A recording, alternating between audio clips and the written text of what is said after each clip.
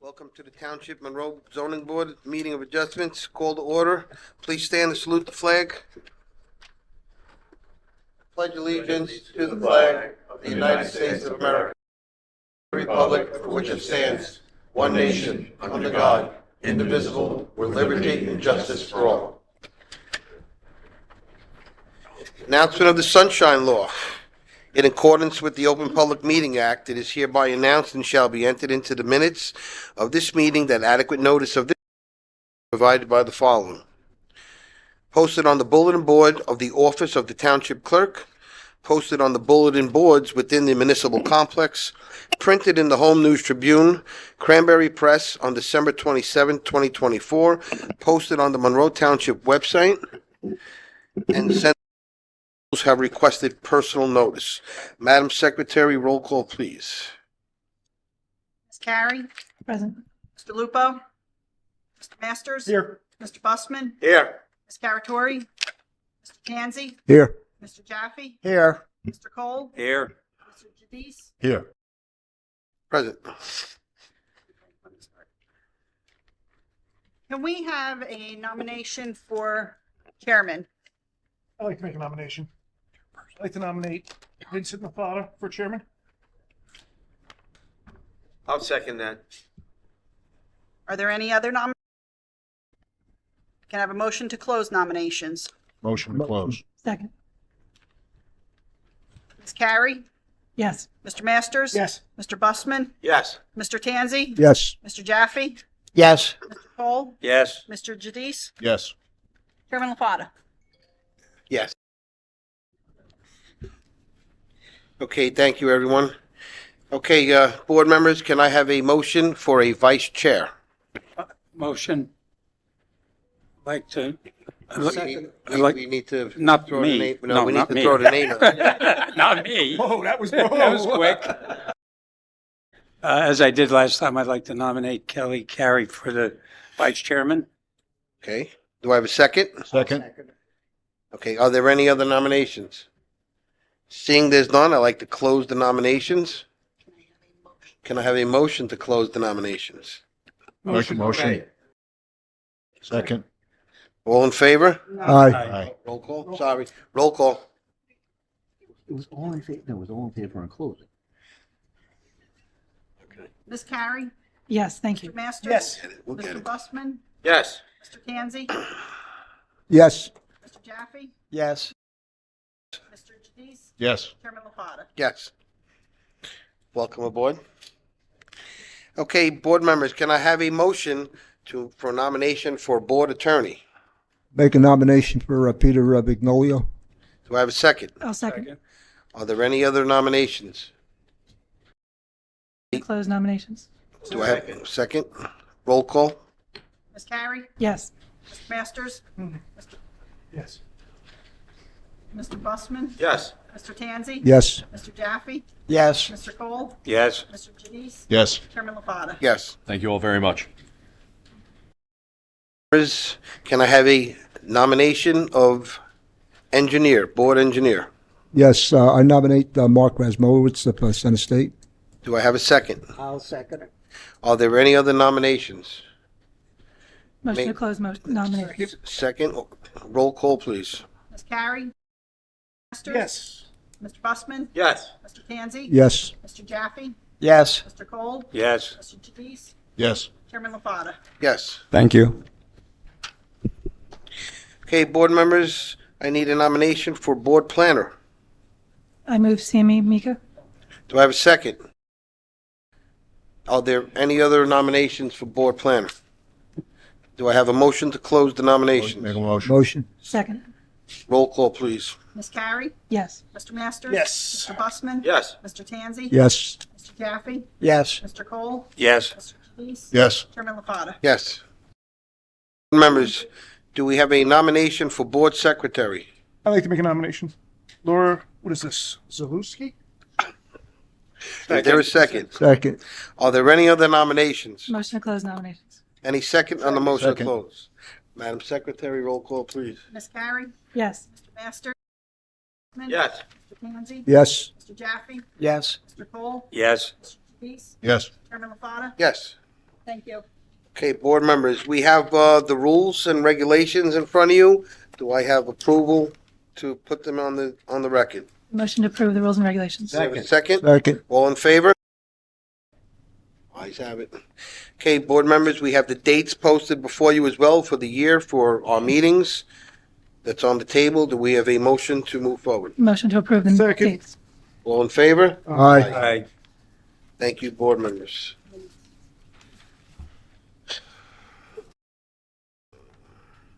Okay, board members, who we here? We have minutes of the regular meeting held December 3rd, 2024. Do we have a motion to approve? Motion to approve. to approve. Second? Second. All in favor? Aye. Aye. Thank you. Lou? Yeah, Lou and Gary. Thank you, board members. Okay, first application of the year, 2025, BA-5253-24, TJS Venture LLC. Good evening, Mr. Chairman and members of the board. Congratulations on all the new appointments. Walter Toto, on behalf of the applicant TJS Ventures LLC. The property in question is 164 Applegarth Road. We were back before you guys in December, at which point the board took jurisdiction. Mics are much taller. They grew. It's the last time I was here. The board took Toto, jurisdiction. Cut you off for 1 second. Yeah, I of got course. One more housekeeping thing I need to Yeah, do. Which please is I do, need to Peter. Swear in the board's planner and engineer for their testimony. Of for the course. year. So if you could both raise your right hand, do you swear the testimony you provide for calendar year 2025 will be the truth, the whole truth, and nothing but the truth. I do. I do. Super. Thanks, guys. Thank you very much. Okay, Mr. just Toto. wanted to reiterate that the board took jurisdiction in December and agreed to carry the matter without further notice to tonight's hearing. And that is correct, Mr. Chairman. Okay. We are seeking use variance relief. This is a non-conforming use. It's essentially a rehab of a use that had some historical uses, industrial in nature, some warehousing in nature. So what's proposed here is about a 7,300 square foot warehouse with about 1,400 square feet of office space with other improvements to the property, including landscaping, parking, et cetera. When we were here in December, the board had a number of comments, and the board professionals did as well. All of that, we went back to the drawing board to some extent, revised our site plan, revised the architectural rendering to soften the look because we are asking for a height variance of just under 3 feet. So tonight I've got, and we're ready to address the reports from Mr. Razumowitz and Ms. Apty. They have revised reports, 10 days old. And tonight I have Sharif Ali, our engineer. We have Mark Remza, our planner. Danny Nagpal, who is the principal of TJS Ventures, testified at length in December about operations. He is here also. I'm not going to bring him up for forward testimony, direct testimony, but he's available. Without further ado, I'd call Sharif Ali to testify as to the revisions, the engineering revisions, et cetera. Sharif? And if I could swear you in quickly, Mr. Ali.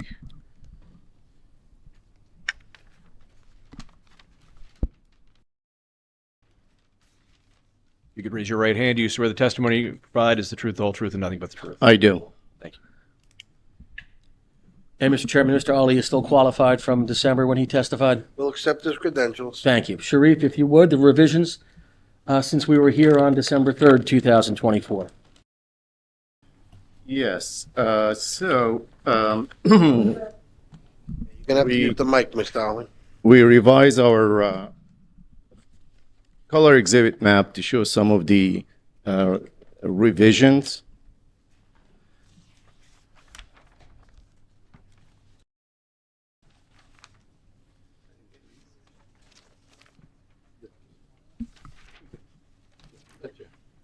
And just another piece of housekeeping, Mr. Toto, I believe that Mr. Masters and Mr. Busman both did review the transcript and are capable of participating in the hearing this evening. No objection. Sure. Thank you. So that's a revised exhibits, should be labeling that. Yeah, I think we had gotten up to what? I think we went to A2 last time, if memory serves me correctly, so this will be A3. Run through quickly.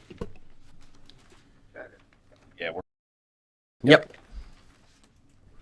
So one of the items that we discussed And with your recommendation and the input of the professionals, we added the berm in front of the it's about 3 feet high. That's all we can do since the county's taking a big chunk out of the right-of-way, and the existing building and the sidewalk is already very close to the right-of-way. So we added that low berm. That's number one. We were asked the pavements to the north of the building that is being removed, and that took down the impervious coverage from 36.7 to about 33.5. So that's a good improvement there. Site impervious coverage in the green. We were asked also, since we have 3 residential units or single family to the south, we were asked to stop the glare from the cars. So we added a 4-foot high vinyl fence. The recommendation that was asked us to do. We also we were asked to add one more light to the north wall. That is being added to the plan. We're asked to the whole entire parking lot to be paved, and that's what we asked. The access material, pavement and impervious coverage around the dumpsters is removed. Clarify the attic square footage between the engineering and the site plan, between the architectural and the site plan. It's about 1,577 square feet on the first floor, and the attic is the same, 1,577 square feet. And the attic is storage only, Sharif, correct? That is correct. As per testimony last night. So what else we did? Paved the parking lot, added the light, second floor, the building height. So we went out there with the contractor and the architect and the crew again, and we measured the building height. And as per ordinance definition, actually the building height and the height now is 37.8. My testimony, based on my field crew when they did it the first time around, with 38.2. So it's about 8/10 that went down. So that's pretty much it as far as we were asked to do on the site plan. And one more thing. Also, we were asked clarification on the wall sign that is shown on the architectural, and it's about 15 square feet, and that's by the front door. Sharif, in both of the reports, both Mika and Mark's report, I'm sorry. In both of the professional reports, the revised reports, there's a comment about access to the trash enclosure. The trash truck will back up to the trash enclosure? Is that? Yeah, front loader, the trash, the container will be pulled out, the truck will pick it up.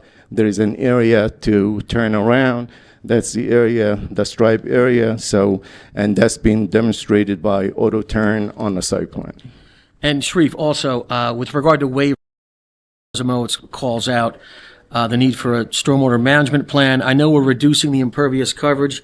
Is it your testimony that that would alleviate the need for a stormwater management plan? Right. With the removal and a recommendation by Mr. Razamo to remove the access gravel to the north, and also the dumpsters, that reduce the impervious coverage on site. And the overall, we used to have an increase from the existing condition. Now we have a reduction.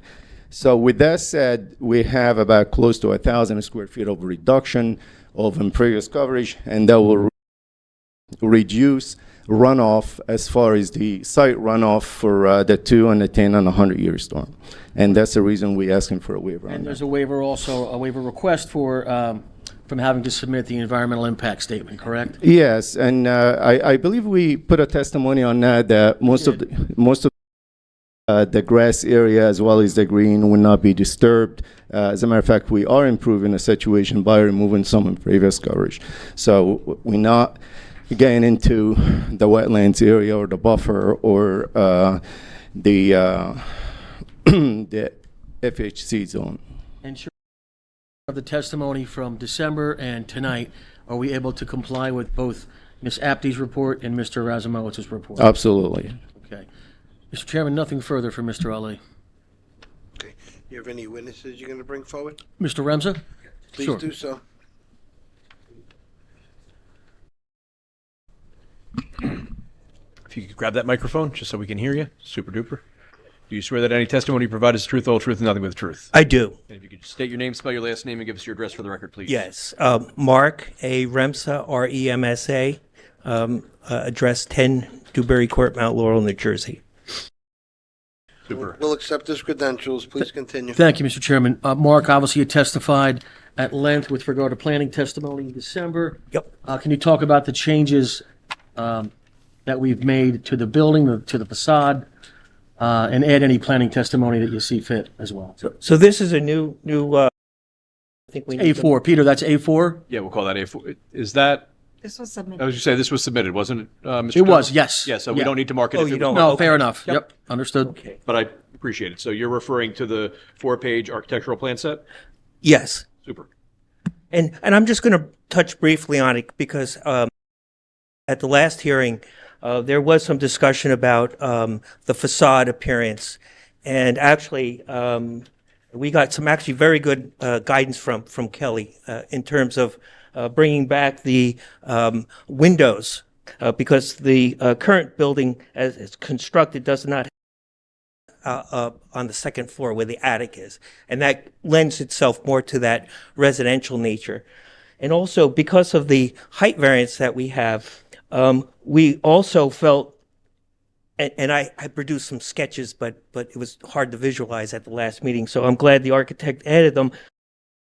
These drawings, you'll see the higher portion, the back portion of the building now has windows added on, so it lightens up that facade. Instead of having a straight, solid facade, we now have the fenestration of windows to that. And I just speak to that because that would further my planning testimony about why it would be suitable. This building would be suitable in this area.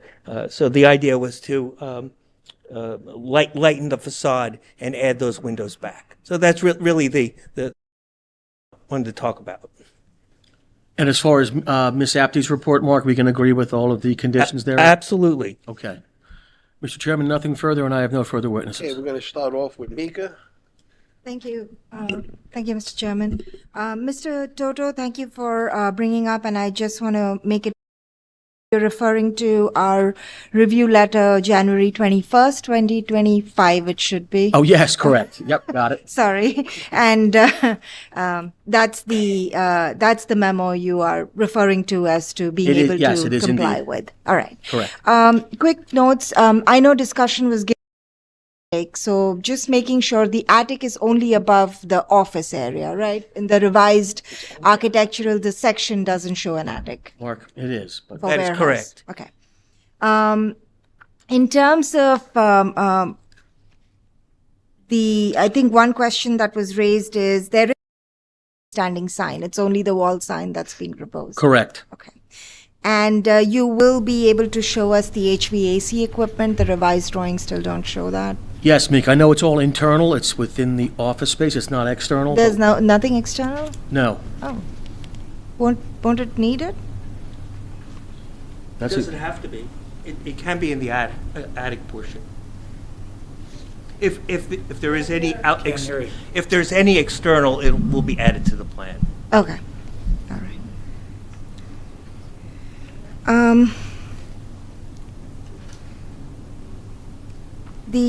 The one last question I have is, we did have, and I want to make it on record, is although you've provided the vinyl fencing, one of the comment in the memo was to add some more greenery around it. I want to make sure you're still agreeable to that. Yes, absolutely. Okay, thank you. Thanks, Mr. Chairman. Mark? Thank you, Mr. Chairman. Excuse my voice. My letter is dated January 22nd, 2025. Yes, correct. Just a couple of points. Sure. Environmental impact statement waiver. I'd recommend the waiver subject to a conservation easement being provided on the wetlands and any floodplains, as well as going before the Environmental Commission. That's fine. Absolutely. Are you still proposing concrete wheel stops instead Sharif? of curbing? Yes, Mark, we are. Yes. And are they, what's the location of them? Are they on the perimeter or are they internal? Sharif, can you point those out, please? Concrete curb stops?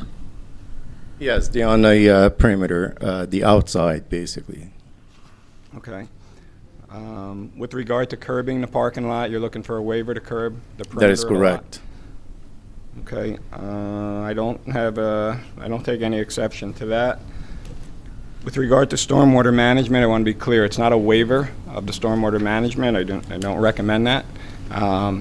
However, you're not considered a major development under the new stormwater regs based on the reduction in the impervious coverage.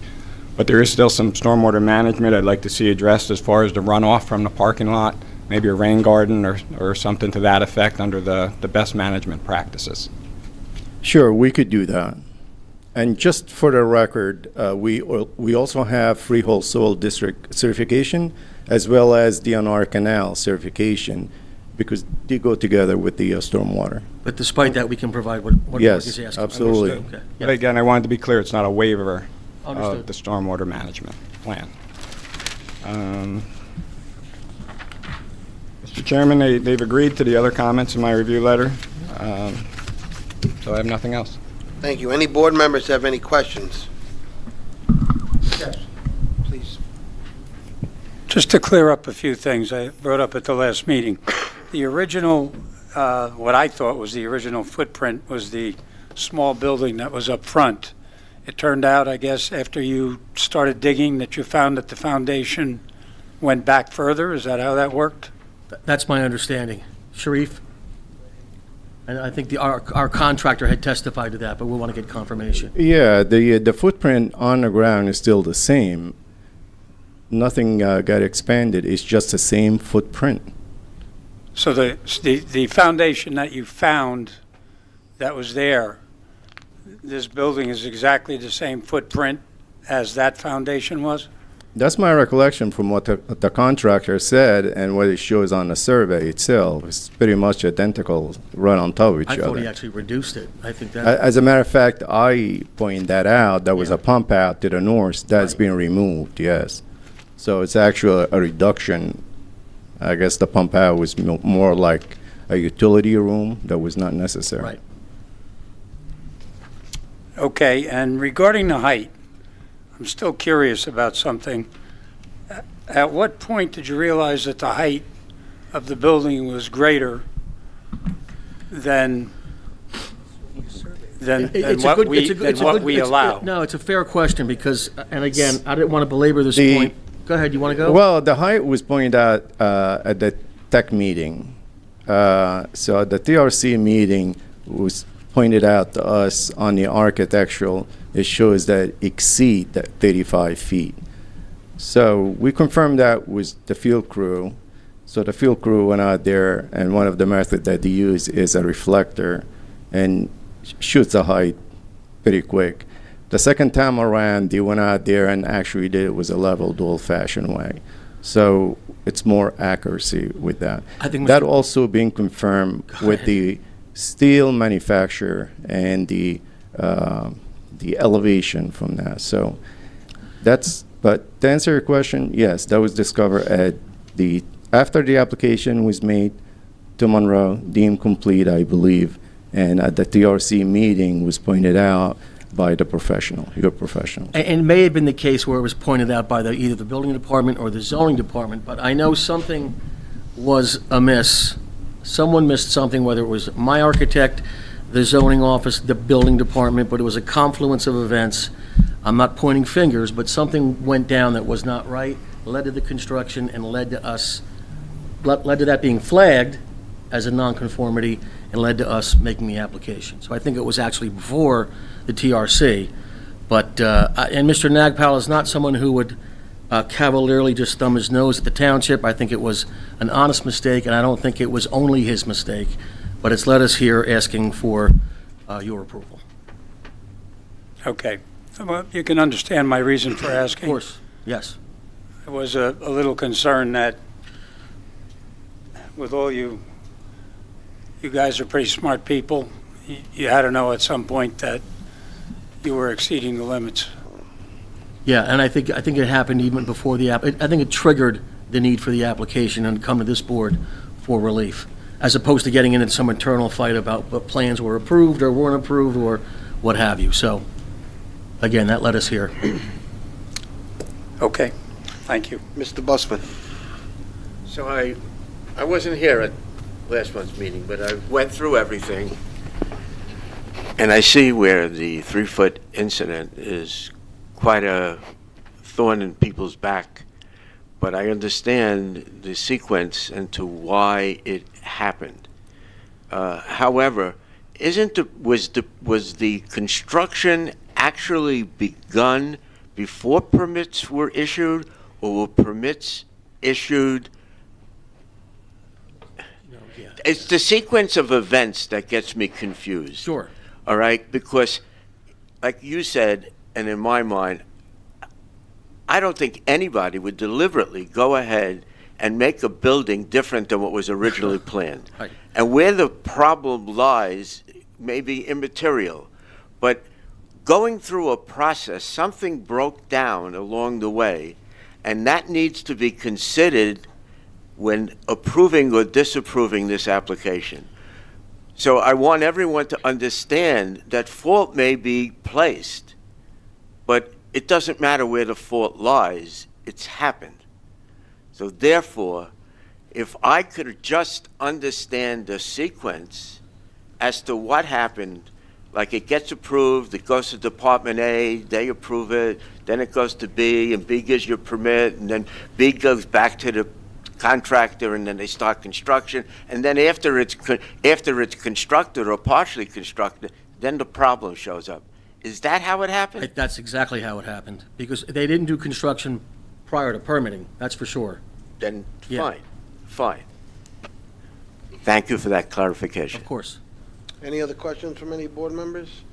Mr. Toto, I'll direct my question to Mr. Remser. Yeah. Obviously, we're here for a use variance, correct? Yes. So Yes. the second floor height in the office area, if this applicant owner at the time decides to move out, the use variance stays with the property, correct? That is correct. So if someone else comes in and that second floor is utilized for office, do we meet the parking requirements at this point? No, and that person would have to come back before you for a new use variance. Yeah, we're agreeing to restrict it to storage only, not And office who's going to use. be out on the street monitoring if he decides to sell tomorrow and sell to, to Well, someone the else? township has a process. You have a zoning permit process. And that zoning permit has to have the information about how the building's going to be used, the use of the building, and that's when it gets caught. So if it comes in and that applicant with the zoning permit does not say in his permit that he's not going to use the top floor, he can't use it. If he says he's going to use the 2 floors, now that triggers the use variance, because there's going to be a resolution of approval that says how that property can be used. And so the second floor would not be inhabitable and only for storage, then it would not trigger more parking. But if there was to be use of that second floor, it would trigger the parking requirement standard, and then you would be short, and they would have to come back to you to demonstrate that. And we could record a deed restriction as well, Mr. Chairman, to reflect that. I'm not questioning any of that, but Mark, you've been up at this board on our behalf many times, and we had a particular tree company that also had all the bells and whistles attached to it, not pertaining to, but they still conducted business until how far did we have to go before we had to stop something. So all these bells and whistles are nice, but we firsthand seen it together that there are many businesses that continue doing business until, the axe dropped. Vinny, So I why do understand. we want to put ourselves in that position? Well, actually, you're not, because this application is very specific for this specific use and how the property is going to be used. It's not, this use is not anticipating it being used on the second floor. Not his use, That's correct.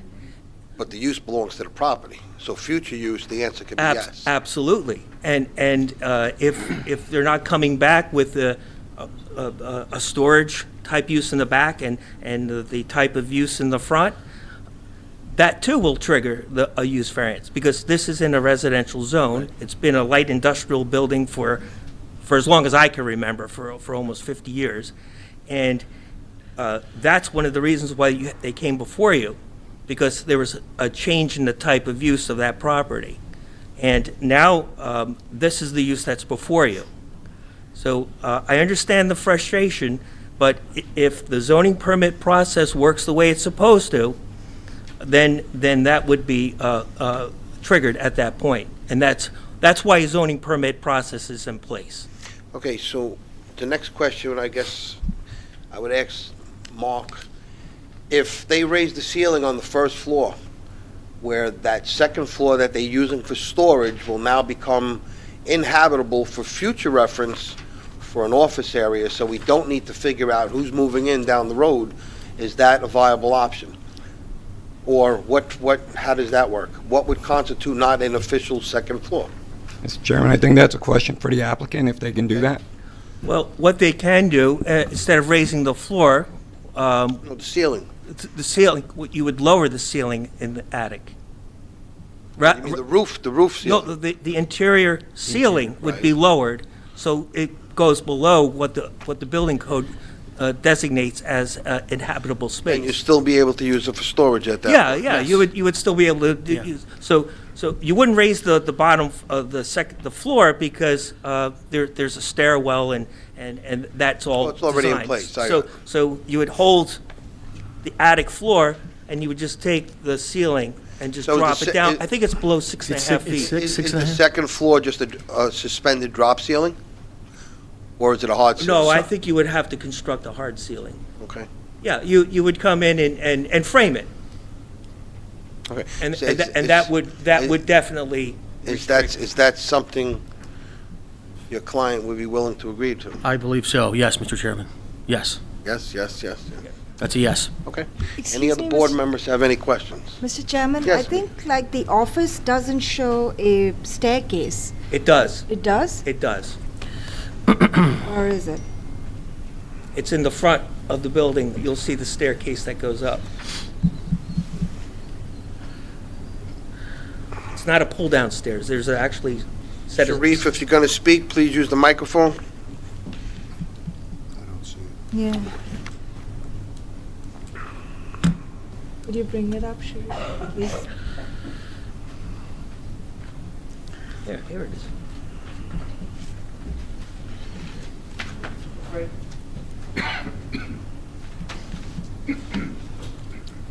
Well, if you put it up on the board, the camera should be Yeah, able Mark, to so- zoom into yeah. it. Sorry. Okay, yeah. So everyone can Sheet see it. A3. Sheet A3. I'm gonna run my finger over where the stairwell is. Right here. That takes you to the second floor. So once again, just to put on the record, you're okay with lowering the ceiling below the 6.5-foot threshold, which now makes it uninhabitable for an office? Yes, Mr. But it Chairman. still could be used as storage? That's agreeable to the applicant. Any other board members have any questions? Seeing there's none, I'm going to open this application to the public. Anyone from the public wishing to be heard on this application, please come forward. Seeing there's no one from the public, I'll make a motion to close the public portion. Second? Second. All in favor? Aye. Board members, we have before us an application for the second time. We were here in December, we're back here in January. They did agree to all our professional planners and engineers' reports. They just agreed about the ceiling height on the second floor, so we alleviate the parking issue going forward with the property. It's up to you guys what you'd rather do at this point. I'd make a motion to approve the application subject to all the conditions they've agreed to, including lowering the ceiling to make sure the second floor is not habitable, the architectural changes and all the other things they've agreed to on the plans and this evening to both of our professionals. Do I have a second? Before we go to a roll call, this is for, Mark, are they going to have to come back for a final? I mean, we're doing a use variance right now? Mr. Chairman, this is for use variance and preliminary and final major site plan. Okay, so are you comfortable with them presenting the final here with all both of yous? With what you provided, what they provided, with all the outside stuff? Mr. Okay, Chairman, so- in this situation, the parking lot's built, there was a building there, they took it down, they have, this building is partially built already, so I think it's appropriate for the board to do use and preliminary and final site plan. At this point, it's not setting any precedent, it's totally different if it was a vacant piece of land that they were developing. Okay, Mr. Toto, if there should be any comments or questions or concerns going forward, are you willing to meet with our board professionals? Absolutely, If sure. something comes out course. outside this realm? Yes, absolutely. Okay, we do have a motion on the board for approval. Madam Secretary, roll call, please. Ms. Carey? Yes. Mr. Masters? Yes. Mr. Busman? Yes. Mr. Tanzi? Yes. Mr. Jaffe? Yes. Mr. Cole? No. Chairman LaFada? Yes. Thank you for your time, last month and this month. Thank you. Give you a few minutes to vacate.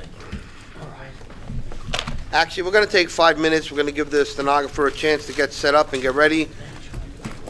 So we'll adjourn in we'll reconvene in 5 minutes.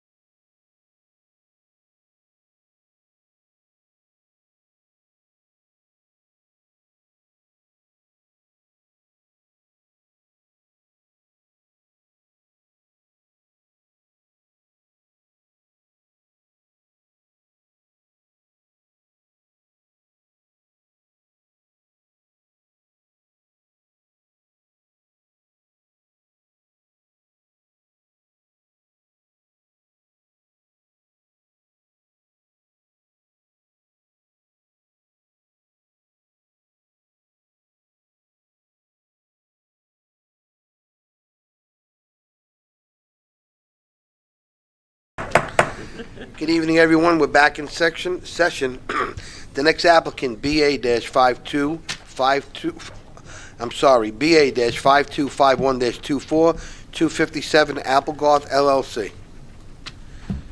Go ahead, Mr. Pape. Thank you. Good evening, Mr. Chairman, members of the board, board's professional staff, and public. My name is Kenneth Pape. I'm an attorney with Heilbrunn Pape, and this evening I have both the privilege and the responsibility of representing your applicant, I'm going to stop you for 257. 1 second. We would like a copy of the transcript.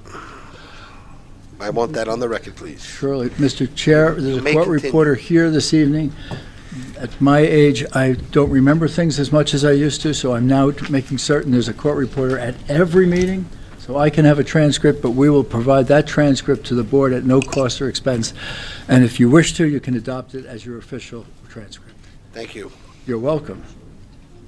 Sharif, would you be able to turn that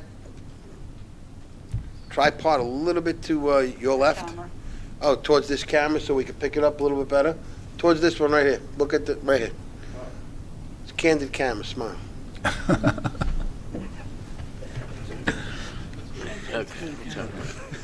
Okay, we're sorry, No, Mr. Pape. okay, Please thank you. continue. So we have an official transcript available through the court reporter at the expense of the, Grab the microphone. closer. We have an official transcript that will be provided by the court reporter at the expense of the applicant. This is an application that we present, actually, before we go to the application, if I may, Counselor, our legal notices were provided in advance of the hearing. Would you confirm the adequacy of the notice for the board to take jurisdiction? And Mr. Pape, I can confirm, I did review the affidavit of mailing and publication, and the board does have jurisdiction to hear this application, but for the record, this is a bifurcated use variance, is that correct? Correct. The application that we present to you is bifurcated, the use variance portion only. If the variance, it's actually a combination of a D1 and a D3 variance request. If that relief is granted by the board, the applicant will have an obligation to return to the board for site plan review and approval. Assisting in the presentation of the application this evening are a number of professionals. A representative of the company, 257 Applegarth, is here with us. Bharat Patel, who is seated in the right here behind me, is the member of the applicant. The persons who will testify this evening are Sharif Ali of Amertech Engineering. He prepared the variance plan and will present same to the board in its entirety. Avart Patel is our client's architect. He's prepared architectural plans. He'll describe the architectural elements and the features of the proposed retail and flex office-style building. Scott Kennel is our traffic expert who will provide testimony with both regard to the parking and on-site circulation. He also spent time with the county, where our property is on a county road. He spent time with the county to work out with them a tentative traffic plan, and he'll present his discussions with the county to the board for their consideration. The final professional witness intended to be called by the applicant is Mark Remsa. As the board is aware, he's a professional planner. He'll provide the planning testimony and the proofs that are required for this board to consider the relief that is requested. The application that we present to you this evening is a mixed-use development located near the intersection of Applegarth Road and Union Valley Road. Our client's property is located in 3 separate zones. We are partially in the neighborhood commercial zone, partially in the R30 residential zone, and partially in the flood hazard conservation zone. Our client's property is currently 2 separate lots. This evening, we'll present the testimony in support of the variance relief. If that variance relief is granted, we will return to the zoning board with an application for both a re-subdivision of the property and site plan. The re-subdivision would result in 3 lots. We now have 2, there'd be 3. 2 of the lots would be conforming single-family residential lots in the R30 zone. 2 fully conforming residential lots in the R30 zone. If that was the only relief that we were requesting, we wouldn't be here, we'd be at the planning board. But the relief continues. We are also looking to create a multi-purpose lot, and this lot would contain 3 buildings. 2 would be freestanding retail buildings, and a 3rd would be a flex office building. At the outset, I'd like to eliminate some confusion. The architectural plans show on one of the retail buildings a drive-through. There's no drive-through. The drive-through was an idea that was contemplated early on. There is no drive-through. The plans prepared by Amertech accurately show the building without the drive-through. The property is 20-plus acres in size and has a number of natural environmental constraints. As your professional board reports have identified, this property has stream corridor, wetlands, wetland buffers, and flood hazard areas, all of which present some access limitations and development limitations. All of these natural elements are respected in the applicant's design. It should be noted that the conditions that are imposed by these have been incorporated into the design.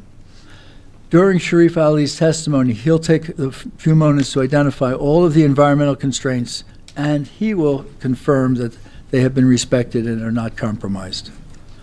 The variance relief that the applicant requests of this board includes a D3 request for the proposed retail building. The retail building is in the neighborhood commercial zone, and retail buildings are permitted in the neighborhood commercial zone, subject to conditions. We do not meet all of those conditions. We'll provide you with the conditions that we don't meet, and we'll ask for the board to consider granting the D3 relief based on the proofs provided. The applicant's proposed use of the retail buildings is, as I said, consistent with the zone.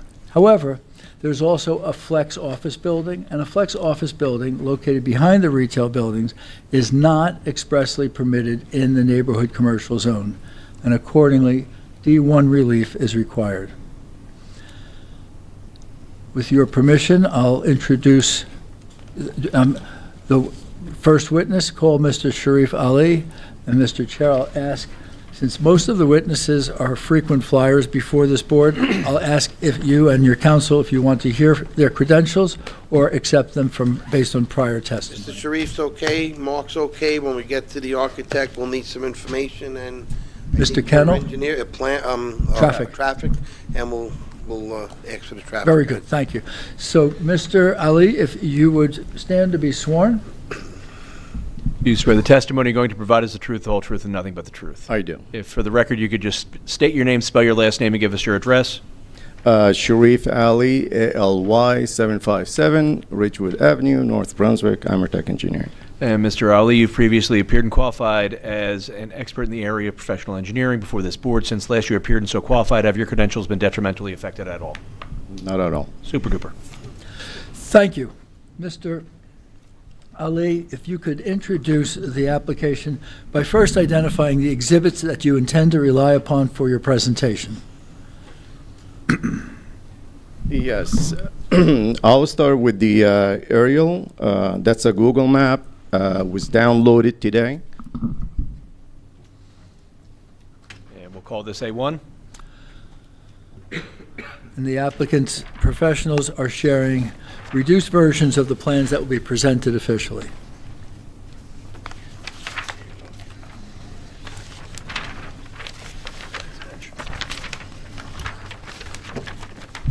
So the purpose of that is just to get you situated as far as the location of the site. All good. North arrow is pretty much following Applegarth Road. West will be to the top of the sheet. East will be to the bottom. And we, at the intersection, pretty much hugging almost the intersection of Applegarth Road, which is a county road, as well as Union Valley Road. Again, that's a county road. So none of the roads are township roads. The only exception to the intersection is Noonan Garage, Noonan Body Shop. One of the best we have in town. So he's hugging the 90-degree angle there at the intersection by the traffic light. That's a control traffic light. and the rest of the frontage is been pretty much at the intersection on the northeast quadrant of that intersection is being occupied by the site. To the south, you have the bank on the other side of the intersection, is taking the corner, exactly the corner. And also you have the residential community of the R30, and then you have Stonebridge behind that.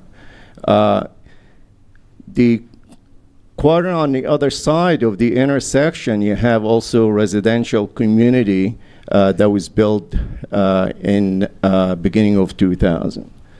Across the street, you could see you're still seeing the parking lot and the driving range, and some of you have probably been there, now it's taken over by the township. So the township owns across the street. To the north of that, we have Cranberry Brook and all the floodplain and the wetlands that hugging the brook. On the other side of that, you have our senior Clearbrook community, and you could see the golf course on the map, and you could see how far is the nearest units, thousands of feet away from the project. So quite a bit. You have some single family and some mixed commercial also on the north side, the northwest side of Applegarth Road. We also have another township-owned property, which is the MUD. It's all the way to the south, with the exception of 3 single-family homes along the road, in the R30 zone. So that's pretty much what we have as far as location, county road, and where we at with the controlled intersection. Before you leave that exhibit, could you advise the board approximately the distance where the woodlands and the environmental constraints are located on the north side of the property? What is that dimension on our client's property, and what's the total dimension? That's a good one. Approximate, Mr. Ali. Well, I have a radius map on the cover sheet, and we have 200, 500, I believe, so it's more than 500. More than 500 feet with all the green that you see. And the applicant's proposal leaves all of that in place as the board is looking at it today. You really cannot do anything in there. So that is the area that Mr. Pape is referring to is the FHC zone, and you're not allowed to do anything in that zone per ordinance.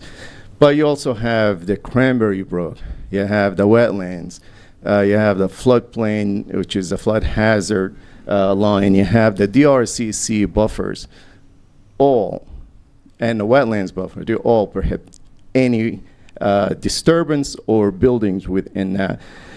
There's a certain permit that you can obtain, but really they're not going to give a development. So that whole entire area that you see in green, it's pretty much going to stay in green. And we'll get into that into the color maps. Very good. Are you ready to move to the next exhibit? Yes. If you would. Yes.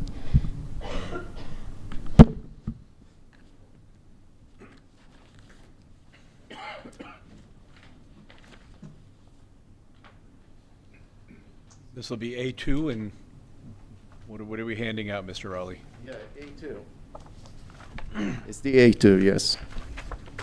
But if you could describe it, if you could describe it. Rendered site plan. Yeah.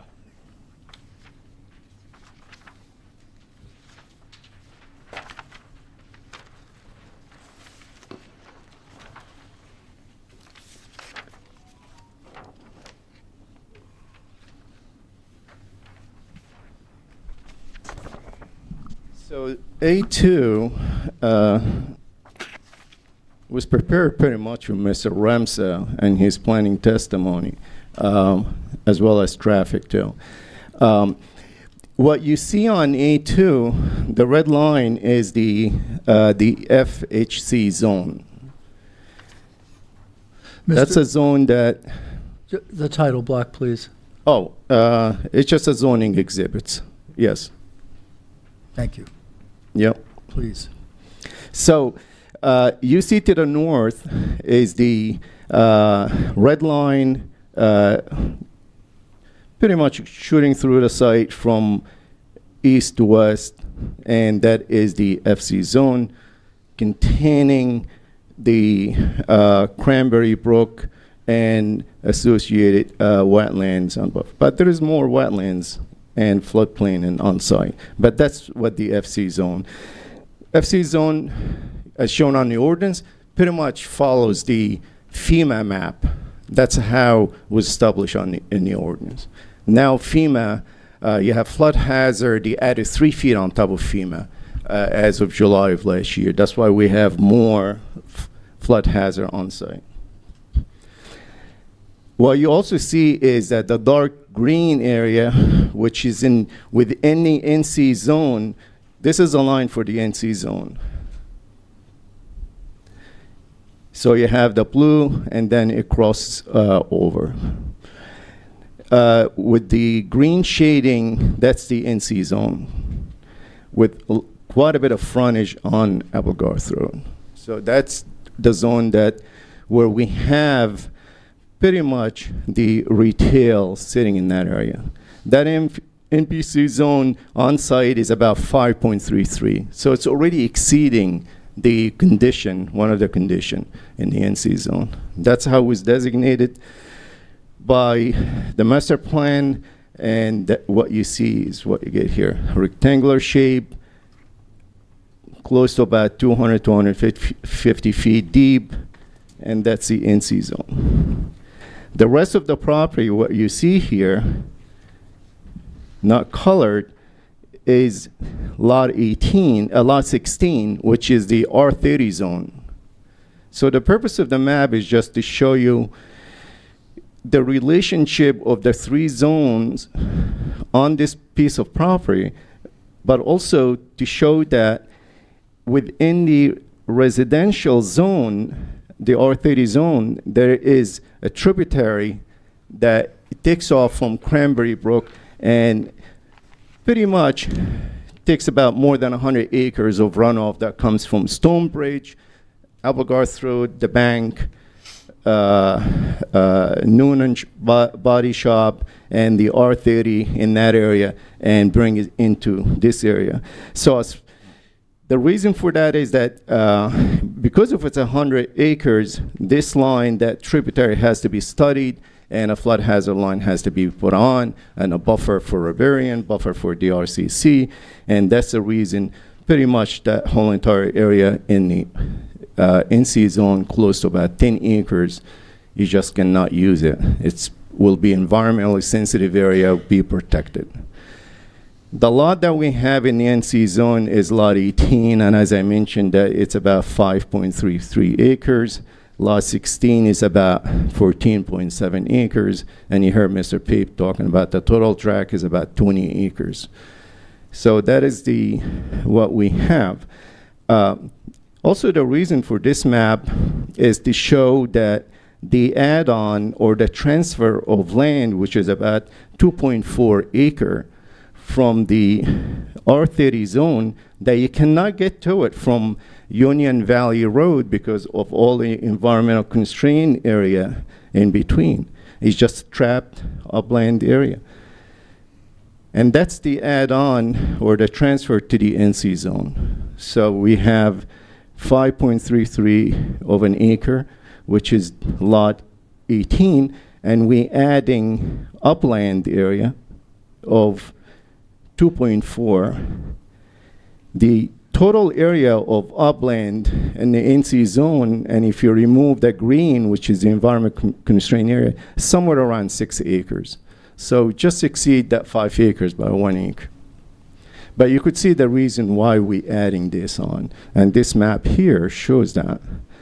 So our proposal is that in the RC zone, all we can get 2 lots of Union Valley Road. Each lots meet the ordinance requirement and no variances. Just 2 single family that will be coming off Union Valley, matching and going along with the other three along the road. The 60-foot buffer setback is already been provided, and we showing each lot pretty much contain the required acreage in the R30. The R30 is just 30,000 square feet. So we do have that, and we exceed that. But we exceed it because of all the green that comes from the environmentally sensitive area and on the other side of the brook. We could not, or we can add more to the lots from the area that is left in the environmentally sensitive area in the R30, but it's not really a good idea for two residential home to maintain and cross the brook, cannot even get to. So we figured that to add the whole entire area up to the brook to the commercial site or retail site, have the people that they're gonna own it to maintain it, and it makes sense. So that brings that whole entire tract up to the green, up to the brook, about 15 acres that will be add into the NC zone. But again, it's all environmentally sensitive area and FHC zone. So that's the purpose of this map, is just to show why we took that upland that you cannot get to it from Union Valley and add it to Applegarth Road frontage, NC zone. So before you leave that sheet, just if we could, just one more time, there's the flood hazard conservation zone is shown on the plan. No development at all on that parcel. The R30 portion is shown on that plan, and we're asking this board to permit the creation, not tonight for the subdivision, but we want them to know the whole story, 2 residential lots in the R30 zone, each of which fully conforms with the R30 requirements. Correct. We show the neighborhood commercial in the light green, and then we have that appendage below it, which you've described as a trapped upland, trapped because no access is available except from the neighborhood commercial, and we're proposing to annex that to the neighborhood commercial and make it part of that development. Correct. Next exhibit. All right. Just one thing that I forgot to mention is that we also have a main trunk line of a sewer line that goes through the site. That trunk line, it takes pretty much all the developments on the west side of Applegarth Road. I believe it's 16-inch line, if I'm not mistaken. And that is contained with an easement that goes to the MUD. That's the final destination of that gravity line. It goes to the MUD. And that is shown on the map. And just to point it out. So we'll go to the next exhibit. If you would.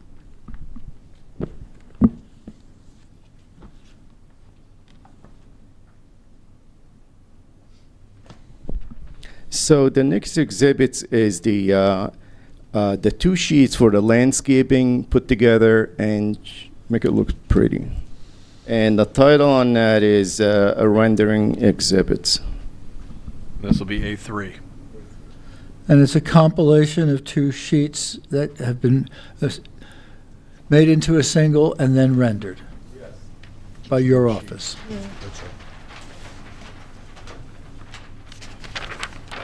A3. Yes. Thank you.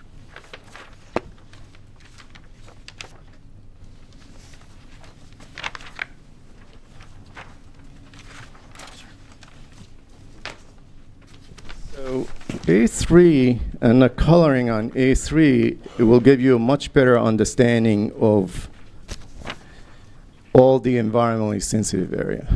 Anything you see in blue and green, dark green, is environmentally sensitive area.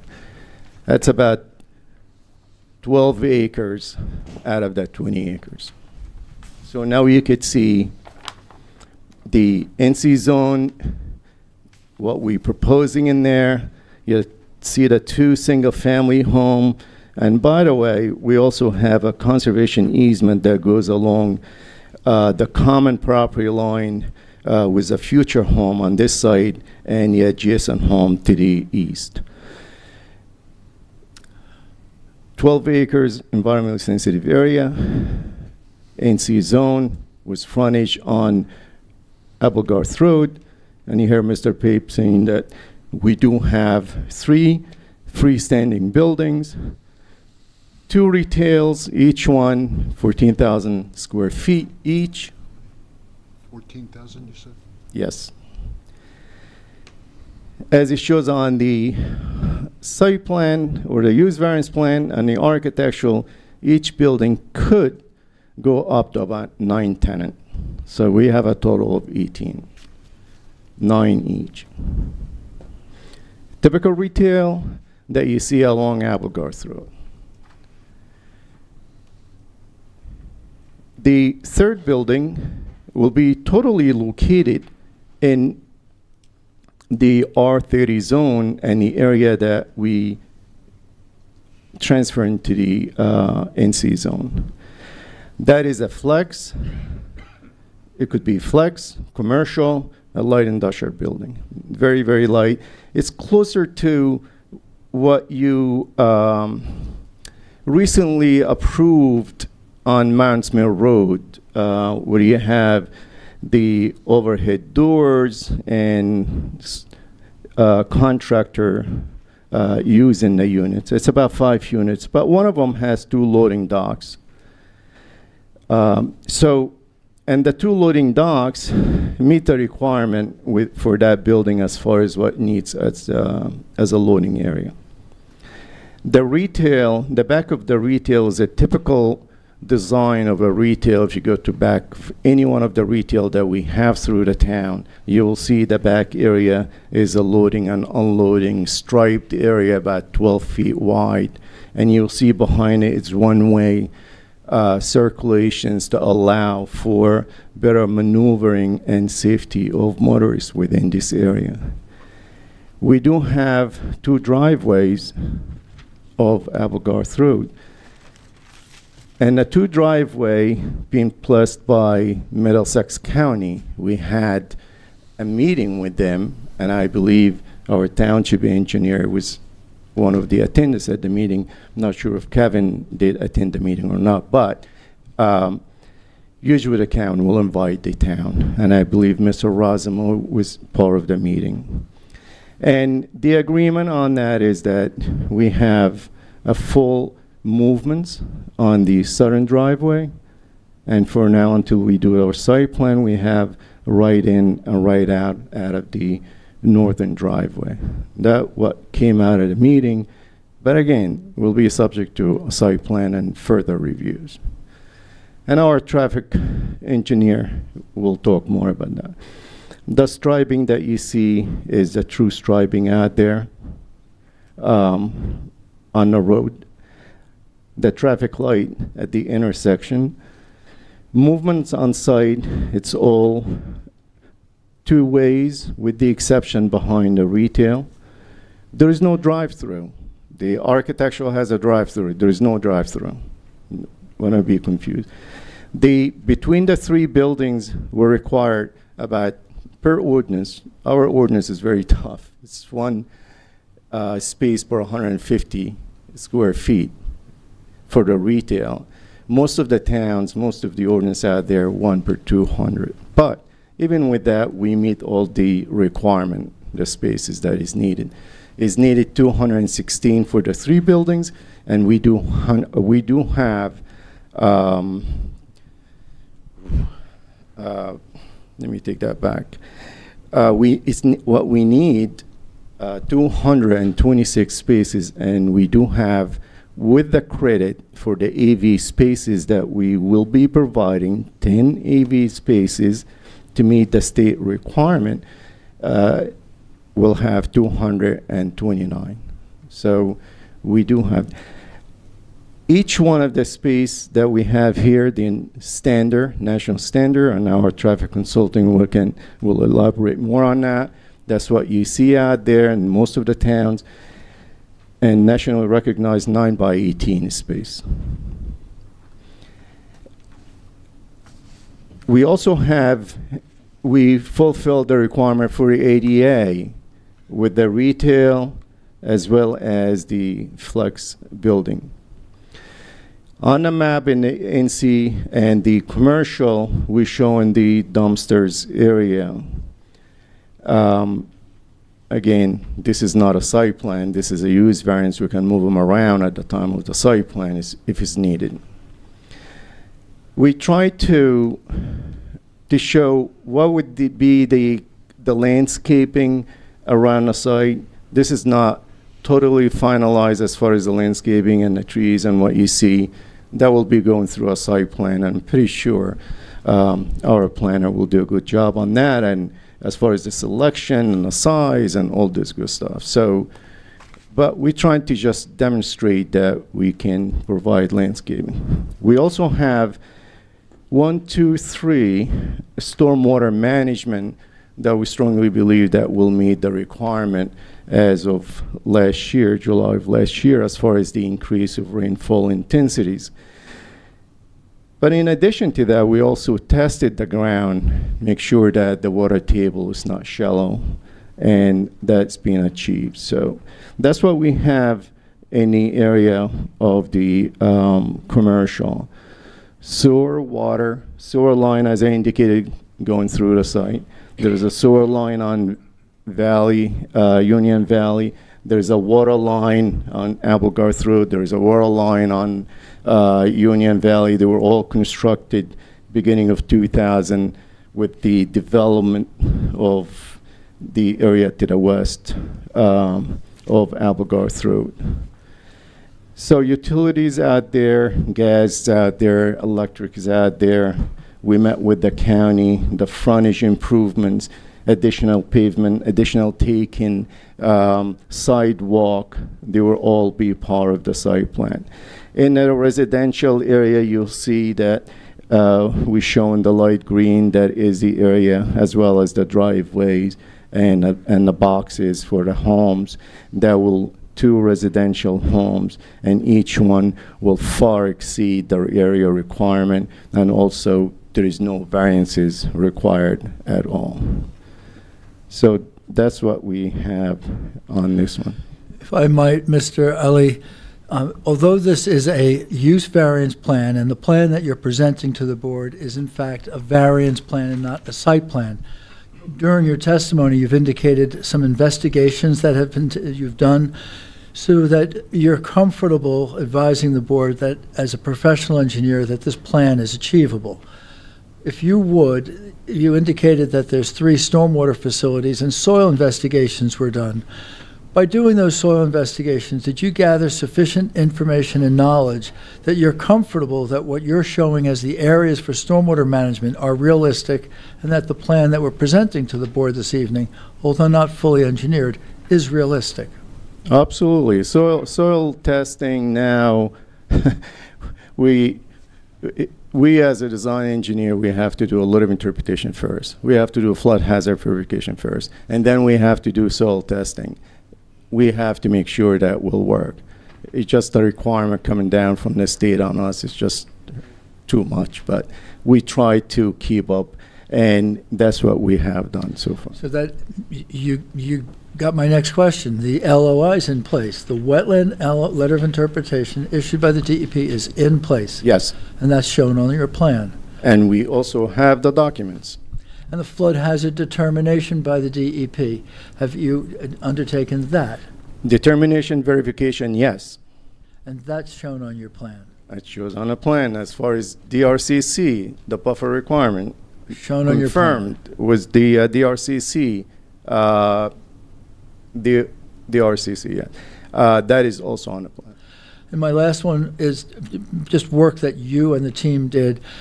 We're on county roads. The county has jurisdiction over those roads, but we need this board to be comfortable that what we're showing has been previewed by the county. And if you could, Mr. Kennel will talk about it a little bit further, but you indicated there's a full-service driveway and a controlled driveway. Just a little more information on the driveways that are at the southern and northern ends of the project, and a confirmation that that was discussed with the county traffic engineer. Yeah, so as I indicated, that we already met with the county as part of our due diligence, and we discussed the two driveways, and their requirement was that full service driveway on a southern driveway, and most likely this is a driveway will be taking the most of the cars coming into the site. If you missed the driveway coming from the south and you traveling north, you still have a way to get in. And there's an island also prohibit the left turn out. But again, it's just a use variance. We'll be meeting again with the county. They asked us to show us driving, we did. They asked us to show the driveway, we shared that with them. So before a site plan application, we'll do the same thing. More at site plan, I would want the board to have an understanding of what this applicant and his professional team did to prepare this plan, and it's not just a pretty picture. No, it's not. It's a lot of work here, a lot of money. Mr. Ali, there's a report that was issued on January 20th by Mr. Razumowitz. Most of Mr. Razumowitz's comments speak to issues that would be addressed at site plan. Have you had an opportunity to review that report? Yes. Is there anything in the report that you wish to address further than you have already this evening? All the items are achievable, and we always work with the office of the township engineer, and any additional item comes from the board, we'll be glad to address. We also did receive a report January 22nd from CME, from your planner. It was my intention to have our planner address that, but if there are any questions that your planner has of Mr. Ali, he certainly is prepared to address them. That concludes my direct examination of Mr. Ali this evening. He is available to the board and the board's professionals at this time. I think we're going to move forward with further testimony, so Very fine. please bring up your next professional. Very fine, thank you. Our next professional witness is Mr. Avart Patel. He is the applicant's architect, and although, since his familiarity with the board and the board with he is not the same as Mr. Ali, after he is sworn, we'll go right into his credentials.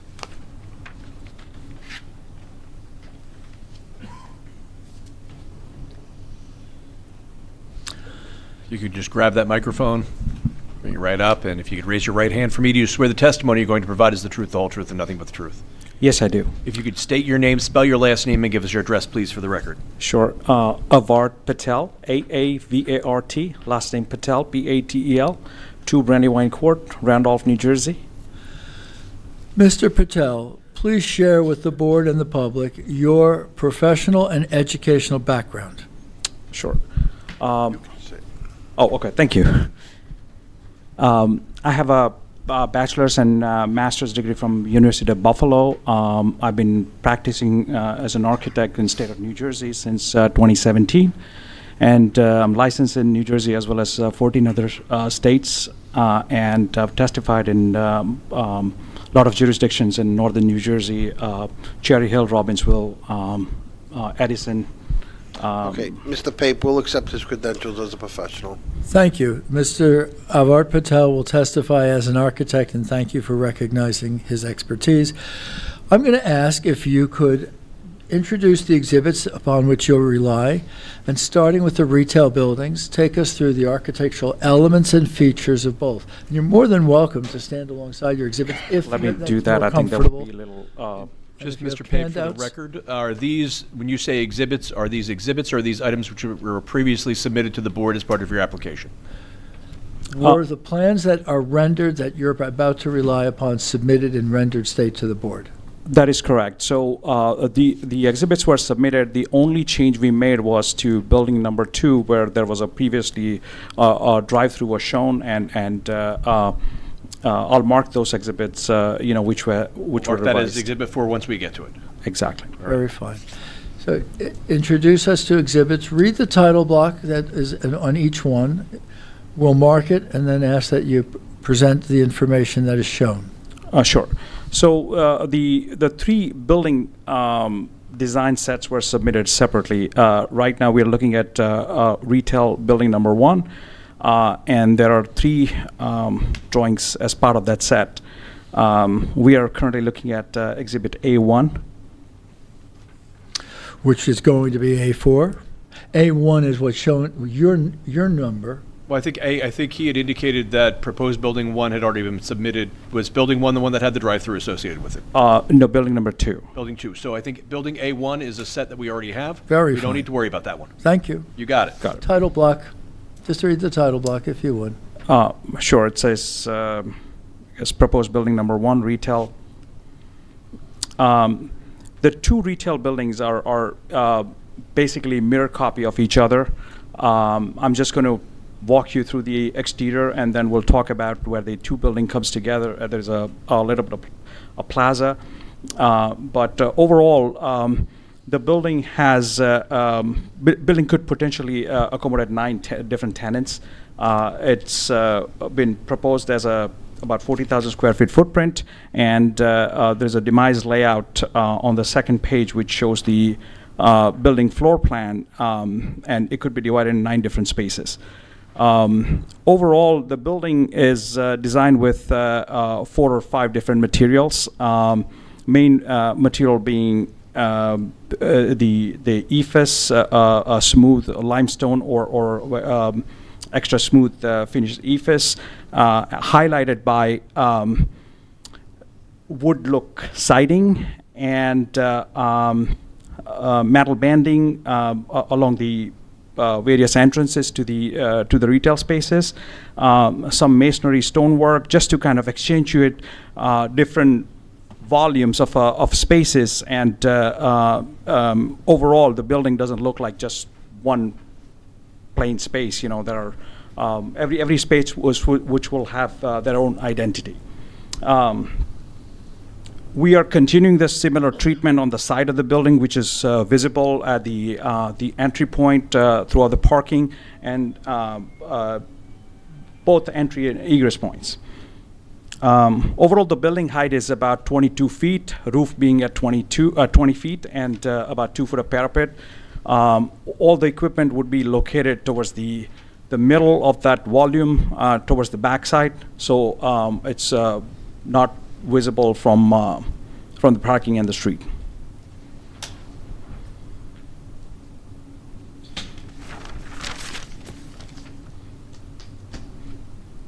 Going to quickly move to page number 2, which shows the schematic layout of the building with the entry to each space highlighted, and the tenant could basically take 2 spaces and develop that as a one. So not necessarily 9 tenants, but it could have 9 potential separate tenants.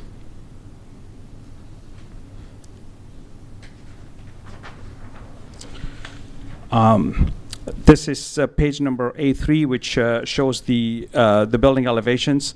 As you can see, the front elevation, which has 2 tower-like elements as a corner element, and then accent elements of wood look siding, which is more of a composite wood look siding, less maintenance, durable, and the store fronts are proposed as a glass storefront system with the black color, and in between 2 entry doors, we are highlighting this area under the canopy with some green elements just to kind of create little interest entering the retail establishments. Every storefront is covered with a canopy of varying projection. The corner element has the most projection and creates a more like a portal, which is a exposed metal frame, and all the other balcony. The canopies are cantilevering out about 2 to 3 feet, and just providing immediate protection during the, inclement weather. Mr. Pape, can I interject for a second? I don't want the board to be deceived. We're not here for a site plan. We're here for a use variance. As though the buildings look beautiful, it's irrelevant tonight because you don't even know if you could build there. So I understand you're trying to get an overall concept, but we're not going to get through stuff if we're going to look at the facade of a building that you can't build yet. If I may, Mr. Chairman, points well made. The reason that we took the time to share with you the architectural features is a demonstration that the buildings are intended to be high-end and attractive and would be appropriate for the neighborhood. If you feel that enough of that information has been shared, I have only one other question I'd ask of Mr. Patel about signage, and then I'm ready to move on. I'm not going to speak on behalf of each individual board member, but this is all going to come back to us if it should be approved, and that's when we'll have an opportunity to tweak and turn what needs to be done, and you could show the beauty of the building. Right now, you can't build it there, so. Can't build it. Wanted the board to understand the commitment of the applicant, but if the board, if it has a similar position as you, Mr. Chair, I'll give this. You can go with you Let's had just do another the question, signage. so. Okay. Let's do the signage and spend perhaps just 2 minutes on showing the building, the Flex building, just introduce it. Sure. Then we'll talk about signage, and then we're going to give you the hook.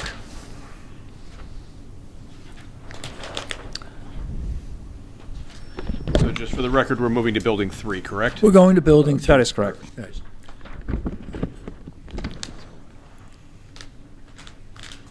And the purpose of introducing this building is a demonstration that all of the buildings have a harmony, and if you could just point that out, that colors, materials are similar.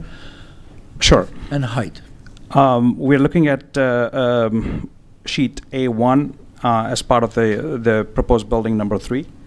As you can see, the Flex Industrial Building is proposed as a some sort of precast wall system, but we are integrating some of the accent materials from the other 2 retail building into this, so it doesn't look like a true precast building with just one or 2 color and textures. So all the materials we are using on the other 2 retail building will come through here, especially at the entrances as a overhead door, as well as the pedestrian entrance for the storefront system, and similar canopy with the green element in the middle as just the front of the building. If you could now take us to the signage that is proposed for the retail building, if you could just describe Sure. the signage. So the signage we are proposing is basically will enhance each tenant. The signage will be in compliance with the certain signage ordinance, but this is just shows a rough location of where the tenant signage would go, and again, as I said, it would be fully in conformance with the local ordinance, and it would be presented as part of the full site plan application. You made a comment early on that there would be an area between the 2 retail buildings that was a unique feature. If you could just take one Sure. moment to describe that unique feature that is part of the 2 buildings.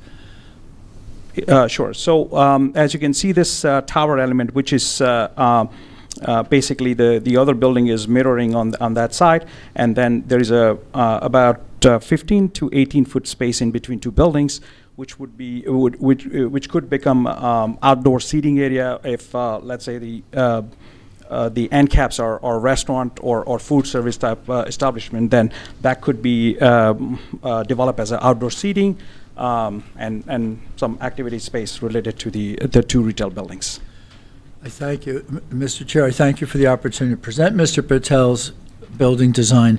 We recognize that this would be a much more detailed presentation at site plan, but we did want the board members and the public to recognize the applicant's commitment to a high-end building. I have no further questions of Mr. Patel, and he is available to you, or we're ready to go to the 3rd witness. You can go right to your 3rd Go to the 3rd witness. Thank you, Mr. Patel. Thank you. Mr. Kennel, if you would join us. On my way.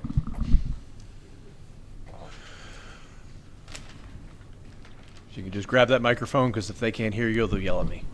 So, do you swear the testimony you're going to provide is the truth, the whole truth, and nothing but the truth? I do. If you could state your name, spell your last name, and give us your address, please, for the record. Sure. Scott Kennel, Kennel, with McDonough and Ray Associates, located at 1431 Lakewood Road, Manasquan.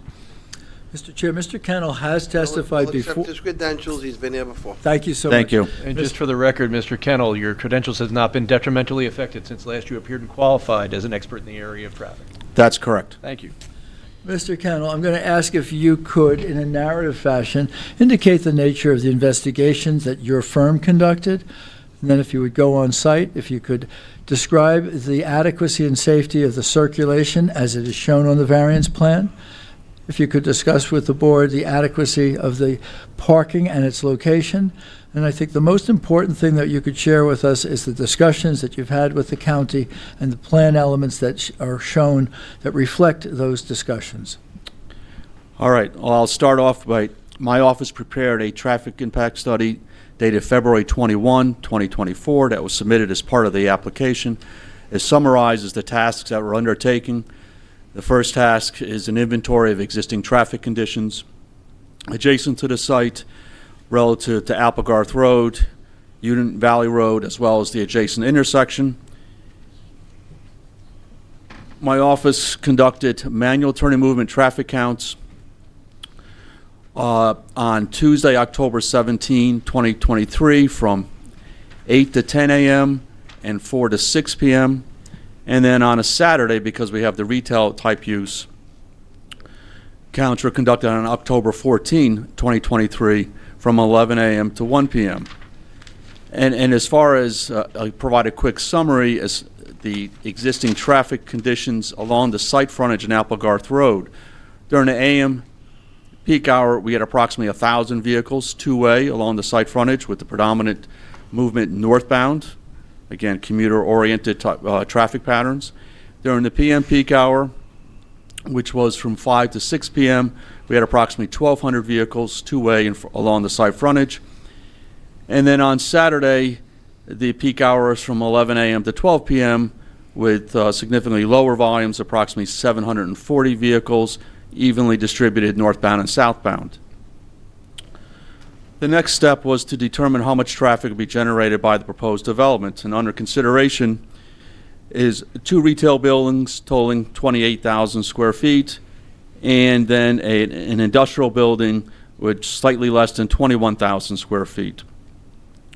The Institute of Transportation Engineers trip generation manual was consulted, and it was determined and provided, and it's documented in the report, that the retail buildings would generate approximately 184 peak hour trips during the PM and Saturday peak hours, whereas the industrial building has much different traffic characteristics, would generate approximately 15 peak hour trips.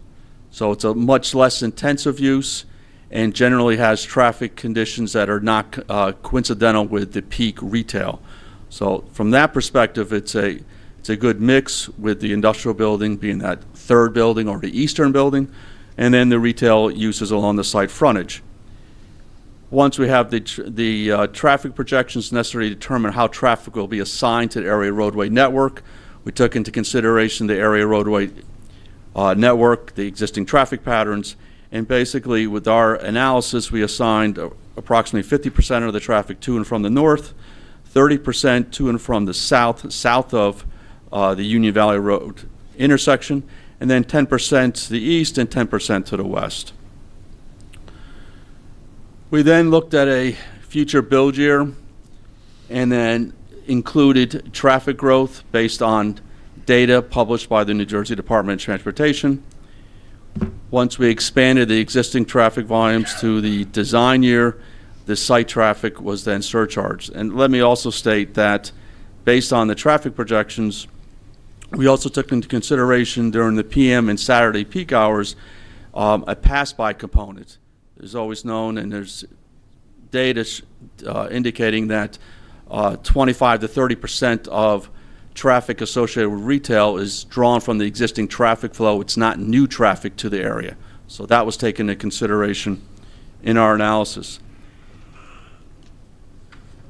As far as the intersection of Applegarth Road and Union Valley Road, the signalized intersection was analyzed with and without the development. It was determined that during the AM peak hour that the intersection would operate overall level service C with and without the development. In the afternoon or weekday PM period, determined to operate a level of service D with and without the development. And on a Saturday, it was a level of service C. Level of service C to D is the target range when you're evaluating the efficiency and operational characteristics of a signalized intersection, and we achieve those thresholds. As far as the site driveway, as was mentioned earlier, we had a meeting with Middlesex County on July 24, 2024, and during that meeting we discussed the site access configuration. The one deviation I have from what Mr. Alia testified to is my notes, and I recall from discussions, the northerly driveway would permit left turn egress as well. So it would be left turns and right turns from the northerly driveway. The county was concerned about allowing left turns into the northerly driveway because we would not have the pavement width to accommodate a dedicated left turn lane. And that's because of the proximity of the stream corridor and the bridge to the north of the site. So all traffic originating from the north would make a left turn into the site at the southerly driveway. The other benefit we have with where this site is located in the traffic signals, the traffic signal itself also provides interruptions in traffic flow and improves accessibility to and from the site by platooning the traffic and creating gaps. But it was determined that the site driveways would operate a level service C with the access design as discussed with Middlesex County. So thereby the site driveways would operate safely and efficiently based on the level service analysis, based on the improvements we'll provide along the site frontage with a left turn lane for the southerly driveway into the site. And we have more than adequate site distance that exceeds the recommended standards along the site frontage, which again obviously will be subjected to a more thorough review by Middlesex County with a formal site plan application. As far as the site plan is concerned, Mr. Ali went through the number of parking spaces provided in compliance to the township ordinance, and even stated that the parking standard for retail is on the high end as compared to recommended standards. So it's my opinion we have more than adequate parking for the uses on site, and the parking is well distributed to accommodate the retail buildings along Applegarth Road as well as the industrial building on the east side of this portion of the site. On-site circulation, it's been designed to accommodate not only the passenger vehicles but the refuse and other delivery vehicles that will service this site.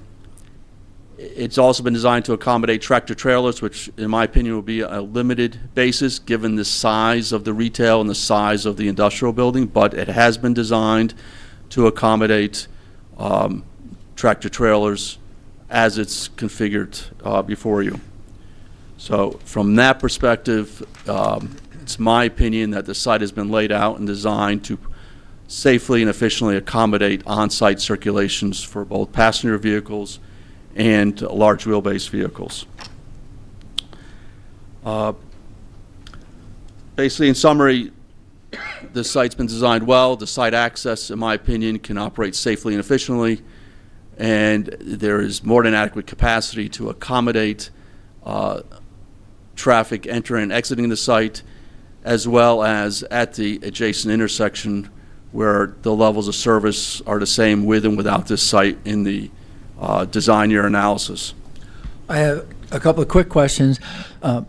Safe distance for the driveways. If you could just comment, horizontal and vertical conditions are favorable for the driveway location? That's correct. We have in excess of 550 feet of site distance at both locations. and there is an existing established commercial business located at the true intersection of the roadways. If you could confirm that our driveway design does not create any conflicts for that existing business. That's correct. I have nothing further of Mr. Kennel. Mr. Chair. Okay, so what I think we're going to do, we're going to take 5 minutes, give your stenographer a little finger break, and we'll reconvene at 8:15. Thank you.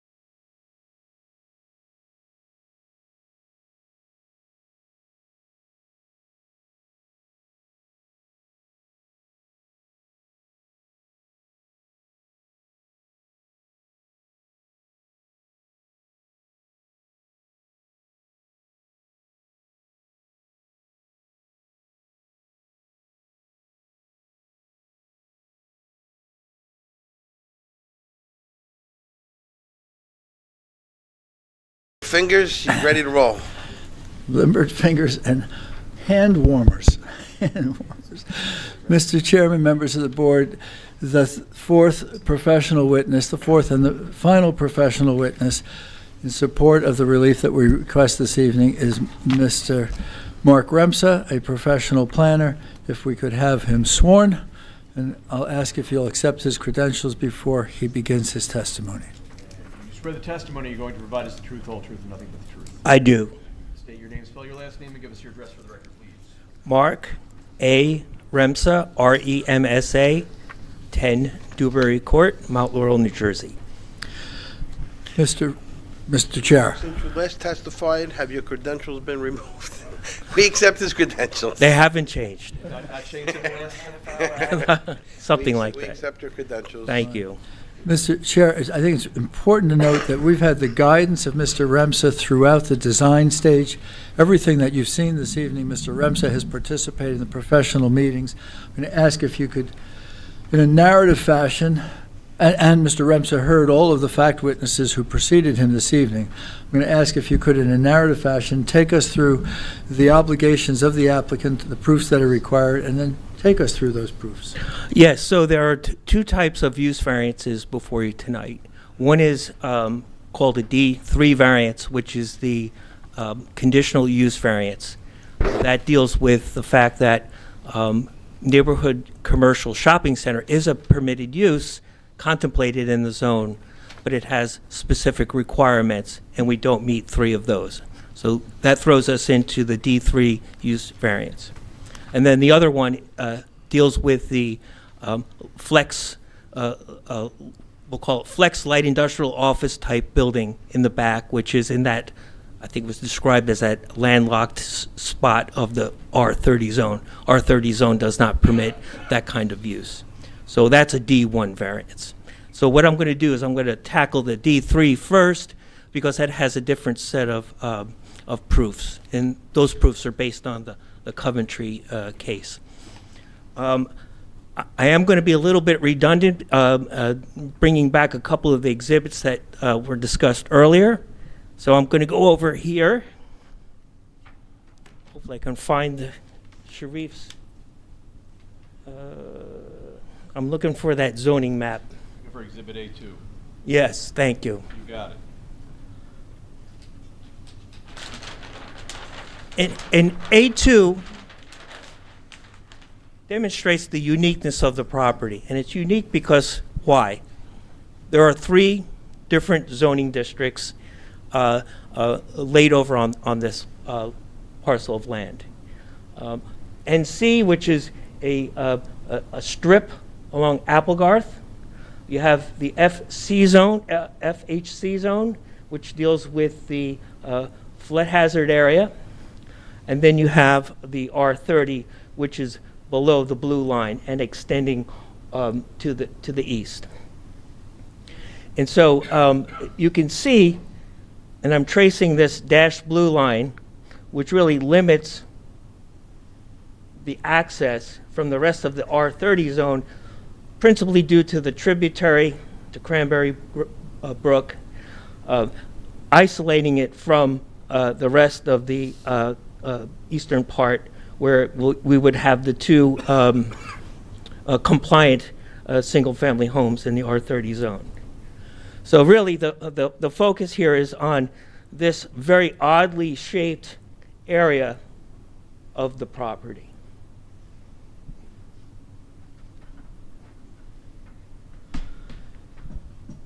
So I'm also going to work from Mika's report, January 22nd. Yeah, thank you. So in her report, she highlights the 3 conditions that we don't meet. So a little background of the NC zone. The NC zone does permit shopping centers, but neighborhood commercial shopping centers. And so there are 2 other types in town: community, commercial centers, and regional. So there's a reason why these requirements for neighborhood commercial shopping centers are put into place. The reason why they have a maximum of 5 acres And the reason why is principally intensity of use and traffic generation. They're supposed to be smaller, scaled commercial developments that don't have that high level of traffic that a community center would have, or and even a regional. So the neighborhood commercial has to be really designed to the surrounding neighborhood. And that's why they have that limit of 5 acres. We don't meet the 5 acres because the portion that will contain the shopping center is a little bit over 5 acres. And then the balance of the property comes up to roughly 15 acres. So that alone technically doesn't meet the 5 acre maximum. Another one is the landscape buffer.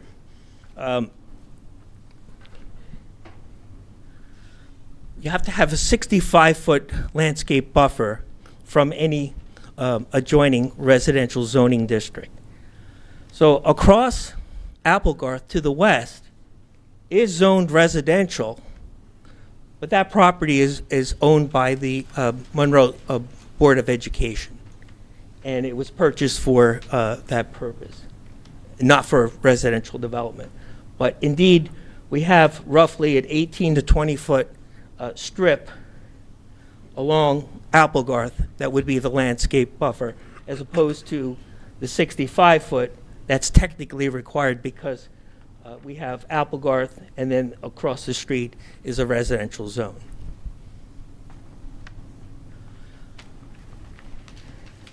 And then the last one is the NC zone recognizes that for commercial development, you should have parking in the front yard, but it limits it to 20% of the parking in that supply. And I believe we're roughly 43% of the parking. So I believe it was like 97 spaces are in front of the building. But it only makes sense to have these spaces here because why? Well, you want the customers to be able to access the fronts of the commercial building. So in terms of the Coventry case, the focus is more on what are the deviations and what kind of effect, if at all, any kind of negative impact they would have, and can they be ameliorated, or if they do exist, do they not have such a minor impact on the fact that they deviate from the standards. So I talked a little bit about that 5 acre. So really, the front portion that's part of the NC zone is 5 acres, but really if we take this, I think Sharif has here 5.3 acres of this strip here. If we take this out, we're not even close to the 5 acres. So really it's more of a technicality in terms of not meeting that 5 acres. So I don't see any negative impact at all, the fact that we have the 15 acres total of that. And as a matter of fact, under the NC zone, you're allowed to have a floor area ratio of 0.35. And if you had 0.35 for the maximum of 5 acres, that's, let's see, I calculated that to be just a little over 7,600 square feet of gross floor area. And we have 2,800 square feet of commercial, and we add the light industrial in the back, we end up with almost 49,000 square feet. So we're well below, even with including the building that's remotely placed in the back. Even if we add these all together, the floor area ratio, if this was 5 acres, comes way below. So really, the intensity of use here is right in line, if not underneath, what's contemplated for the shopping center. Now, in terms of the landscape buffer, I I don't think the 65-foot landscape buffer would add anything to it other than the fact it would push everything farther away. And indeed, you want to have a successful shopping center. And shopping centers rely on pass-by traffic and visibility. And if we had a 65-foot high wide buffer with high berms and landscaping, you essentially hide the commercial shopping center. So I think in terms of, if you do approve this, we would have to come back to you and demonstrate that we can create berming and landscaping that would be very attractive with the intent, but not to hide this, because there's not going to be any residential development across the street. The Board of Ed owns the property. And then also, I touched on a little bit of that parking in the front yard. Well, the parking in the front yard goes hand in hand with the commercial operation. And I believe that there's really no significant detriment from having the 43% of parking in the front yard because it's associated with the commercial operations. So that's pretty much keeping it simple and straightforward in terms of the Coventry case. Now I'm going to move into the D1 variance because the proofs are a little different. And again, I'm going to rely on this exhibit over here. And the uniqueness of the property and the uniqueness of the restrictions, the environmental restrictions. So really, putting any kind of residential development isolated here and forcing it to go through the commercial development is least desirable. So to come up with a use, and the reason why we chose the light industrial, a couple of reasons. One is it doesn't have any visibility at all to the street.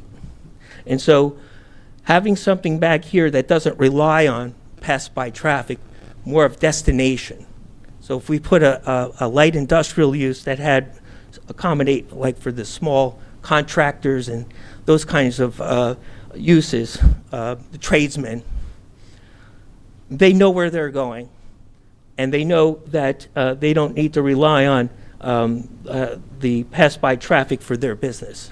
Their business operates principally by either phone or probably by website now, internet.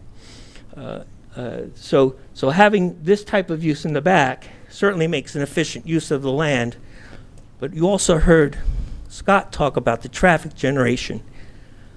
Putting more commercial back here with the potential of even more commercial traffic defeats the purpose of the NC zone. So putting something back here that's compatible, but having low traffic generation, and actually its characteristics are quite different than the commercial. They start earlier in the morning, they end earlier in the day, and they don't and you heard the peak hour traffic generation was 15 trips, which is almost nothing. So in terms of the legal proofs, I'm going to talk with the positive criteria first. And that relates to the special reasons. And it has to promote the intent and purpose of the municipal land use law.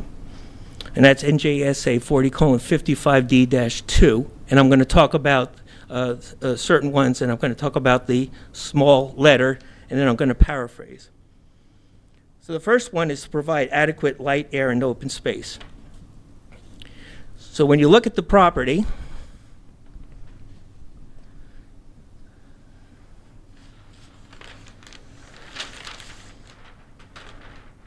Peter, help me out. Which one is this? It should be Exhibit A1. A1. So A1 is that overall Google Maps, and you can see all of the dark green where the existing condition of the site is heavily wooded. So if you see my hand tracing the area that would be developed for that combination of commercial and flex use is here. tremendous amount of buffering, tremendous amount of open space, tremendous amount of air, light, and open space would be provided from this development. And even, I don't know, oh, good. So it shows the two homes on Union Valley that would be proposed here, and that even in the far back, all that open space would be provided. So I believe it meets that purpose. Provide sufficient space for appropriate location for a variety of uses. Well, I touched on that a little bit about the commercial use and the light industrial use. And certainly the commercial use fits into the NC zone. And the light industrial use is a compatible use. It actually supplements the use, a portion of the property that's really not suitable for commercial development, but it makes good use of the remaining uplands, and it has the very low traffic generation. So I would say that this is a very good property for that combined type of usage. And that's G, by the way. I, to promote a desirable visual environment through creative development techniques. Well, certainly all of that preservation of the existing woodlands and open space and floodplain is going to create a very beautiful setting for both the homes as well as the non-residential proposed uses. And yes, we are shifted toward the road. We don't have the 65 feet, but we have the 18 feet to 20 feet along here, which I believe, which is very similar to other commercial development we have up and down Applegarth. But I believe in this instance that that 20-foot width is sufficient to provide the berming and the landscaping with the intent of the purpose of the ordinance. And then also, I don't want to belabor it, but I have to say the architecture I think was outstanding and will be a very attractive addition to that area. The next one is J, and that is to prevent urban sprawl and the degradation of the environment. And you heard Sharif talk about not touching and violating any of the environmentally sensitive areas on the property. And this is in an area that's, as you can see from the aerial farther out, this is a developed and developing area, and this would fit into the overall development scheme of the area. And so I believe this would make a good addition and a more compact development in an area that it would serve. And you can see all the residents. That's what neighborhood commercial is for. Serve the local residents. And you can see all the potential local residents that would be customers. M, and that speaks to the more efficient use of land. And I talked about the fact that you had this odd shape of developable land. You had the area up front that was suitable for commercial development, the visibility it needs from the local roads. But you have the hidden area in the back that is not suitable for commercial, and in my opinion, not suitable for residential, because it would be isolated and forced to be driving through commercial development. So what other low impact use that could be compatible with the commercial? And that is the proposed light industrial flex type of space. And then finally, A, because of, I believe, the foregoing factors, I believe that it will certainly promote the public health, safety, morals, and general welfare. Site suitability. I touched on a number of those aspects through my talk, but I will reiterate. Number one, Applegarth is a county road. It's a high-volume road. NC zone is there. It's intended to capture and be served by that highway. And I believe that the commercial component, as well as the light industrial component, would be well served by by that highway. And you also heard the fact that Scott's analysis did not have any significant negative impact on the operations of that highway. Also, the property actually, when some of you may remember when it was the Green Gables, right? There was a tavern and restaurant there, and remnants of that are still there. The back portion is all cleared gravel. So this property, and that goes into the goes back into the other portions of the property. So it was commercial one time. It was more expansive. So I think this site is suitable for that redevelopment for the commercial and light flex industrial use. And also, I believe the environmental constraints are definitely a plus because it helps create the significant buffer and actually isolates the back portion from any other residential development. The woods are so thick that it provides a wonderful screen to the back portion. Negative criteria. So we have to look at, does this accrue any substantial detriment to the public good? So the first focus is on neighboring properties. So to the north, what's to the north? Woods. What's to the east? Woods. Yes, thank you, Gary. It's woods. And then the area where the residents are, we're proposing more residential development, actually acting as an additional buffer from anything from the back portion here. So it's woods. What's to the west? I'm sorry, to the south.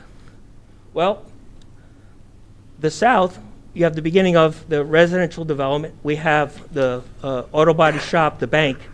So really, this wonderful buffer here will buffer all of the residents over here. They will have a difficult time even seeing what goes here. And this is a low-lying building. And then the other part to the south, commercial development, next to commercial development, and an auto body shop. I think these uses are compatible. I see no detriment. And then what's to the west? Woods and open space, where the driving range used to be. I see no negative impact at all. As a matter of fact, the commercial will act as a buffer in the screen. The public won't even know that these buildings are back here, surrounded by all these woods and building. So this will be tucked away in the back and screened by the attractive commercial development. Finally, the last part of the negative criteria is how does it substantially impair the intent and purpose of the zone plan and zoning ordinance? So I have to look at the 2022 master plan. Indeed, it has land use elements in there, goals and objectives for that, and it does actually have a goal of promoting industrial development in appropriate locations. And not every property can provide such an appropriate location for this low-intensity, light industrial type of use. And I think you heard Sharif talk about that it's more akin to the tradesperson or the contractor where there'll be absolutely no outdoor storage, right? There has to be absolutely no outdoor storage. Everything that must be done inside. Yes, will there maybe be some business vehicles parked down there? Yes, there'll be business vehicles parked in the back, but no outdoor storage at all. And also, another goal is to encourage the appropriate location of commercial development in the areas of population concentration. And you heard me talk a little bit about the NC zone and how this industrial use is compatible. generally, when you have the contractors and the tradespeople, those are the folks that will go and be called on for a plumbing issue, electrical issue, renovating a kitchen. Those are the kinds of light industrial uses that we're thinking here that would be permitted. And so they would actually be a service to the residents of the town and surrounding area, and also helps strengthen the local economy. Encourage redevelopment and infill development. I talked a little bit about when it was the Gables, and then I think redeveloping this with a new modern mix of commercial and the light industrial uses would advance that as well. And then finally, to ensure Monroe has in place sufficient strategies to minimize natural hazard risks. And natural hazard risks deal with flooding. That's a big issue in New Jersey. And as Sharif said, they've studied this property and are proposing nothing in any of the flood hazard areas and keep that away. So in conclusion, I believe you can approve the D3 and the D1 use variances for this property as proposed. And certainly, Mika and I believe Mark's report also touch on a number of different bulk variances and issues. All of those will be addressed if you were to approve this. This will all be addressed at site plan, and we would have another time to discuss that. So in conclusion, I believe you can approve these variances. At the outset of Mr. Remse's testimony, I indicated to you that he was a part of the team throughout the design of this project. I think that the abundance of logic and the choices of uses and their placement on the site has come out, and I will share with you, those were not accidental choices. Those were choices that were made with guidance from Mr. Remse. I have nothing further in the way of directive, Mr. Remse, and that concludes the professional presentation. Mr. Chair, I look to you as to how you wish to proceed. Thank you. Mika, since Mark left off, I'm going to refer to you first to if you have any comments. Thank you, Mr. Remse, for and all the experts for the testimony. Let's start from what was just presented. In terms of negative criteria and the intent, no substantial impact to the zone plan, I mean, it is established the neighborhood commercial is a conditional use that's permitted in the zone.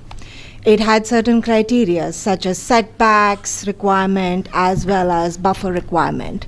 I believe you're very familiar with Township of Monroe ordinance. These buffers have always been in place for every kind of commercial use. So it's not a surprise that has always been required and added. Why a choice of adding another third use when maybe the same neighborhood commercial could have been set back, avoided some of the conditions such as front yard parking, such as buffer setback, and given a use which is maybe it didn't meet the maximum lot area, but it met the other conditions? Well, if you were to push the commercial farther back, you would then have much more of the parking in the front, right? So that would defeat the purpose of that. No, you could put parking in the front, the upland area. I know that's the R30 zone, but you have the argument that the NC zone is right next to it. The same argument that's being made here today, but a slightly lesser impact because the neighborhood commercial zone already permits that use and it is right next to it, rather than introducing an entirely new use in the R30 zone.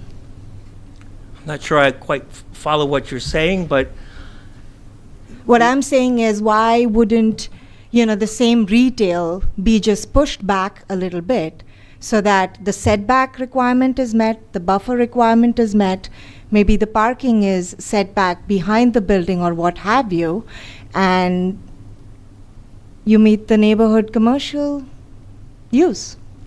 Well, the neighborhood commercial depth of the neighborhood commercial zone is very shallow there, right? So if you kept pushing things back, you would end up in the R30 zone. I agree with that. Right.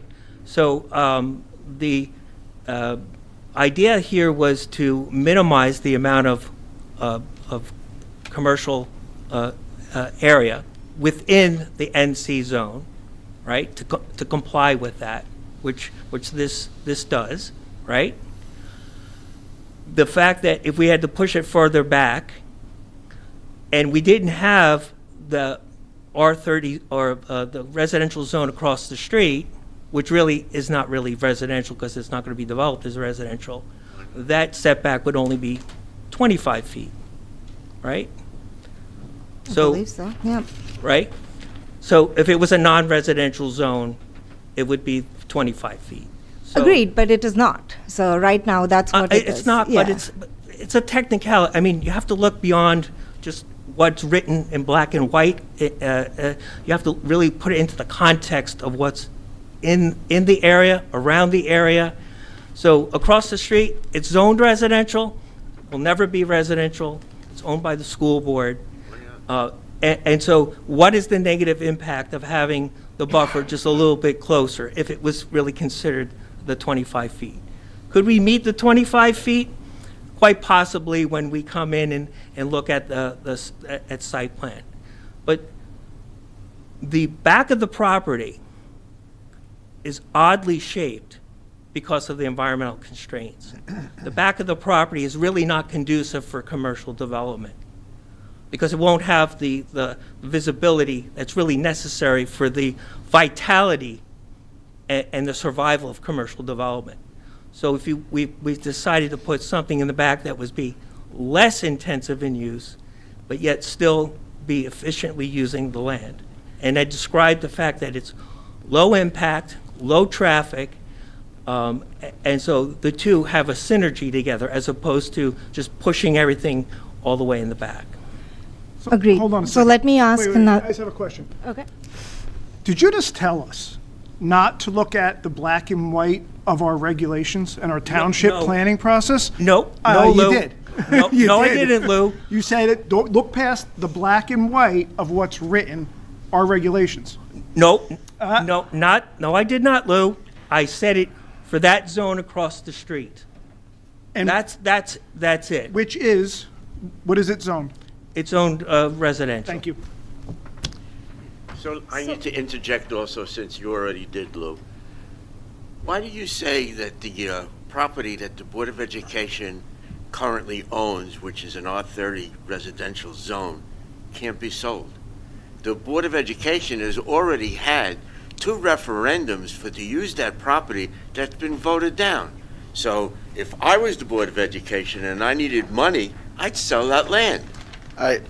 We need to restore some order. Okay. That lot is irrelevant to this application.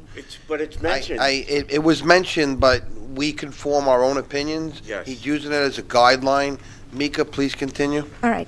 So, again, I'm going to kind of just settle on that point again. I mean, in terms of the zone impact, fine. If we are not looking at, buffers have always existed, whether it's highway commercial zone, neighborhood commercial zone, that is the trademark of Township of Monroe.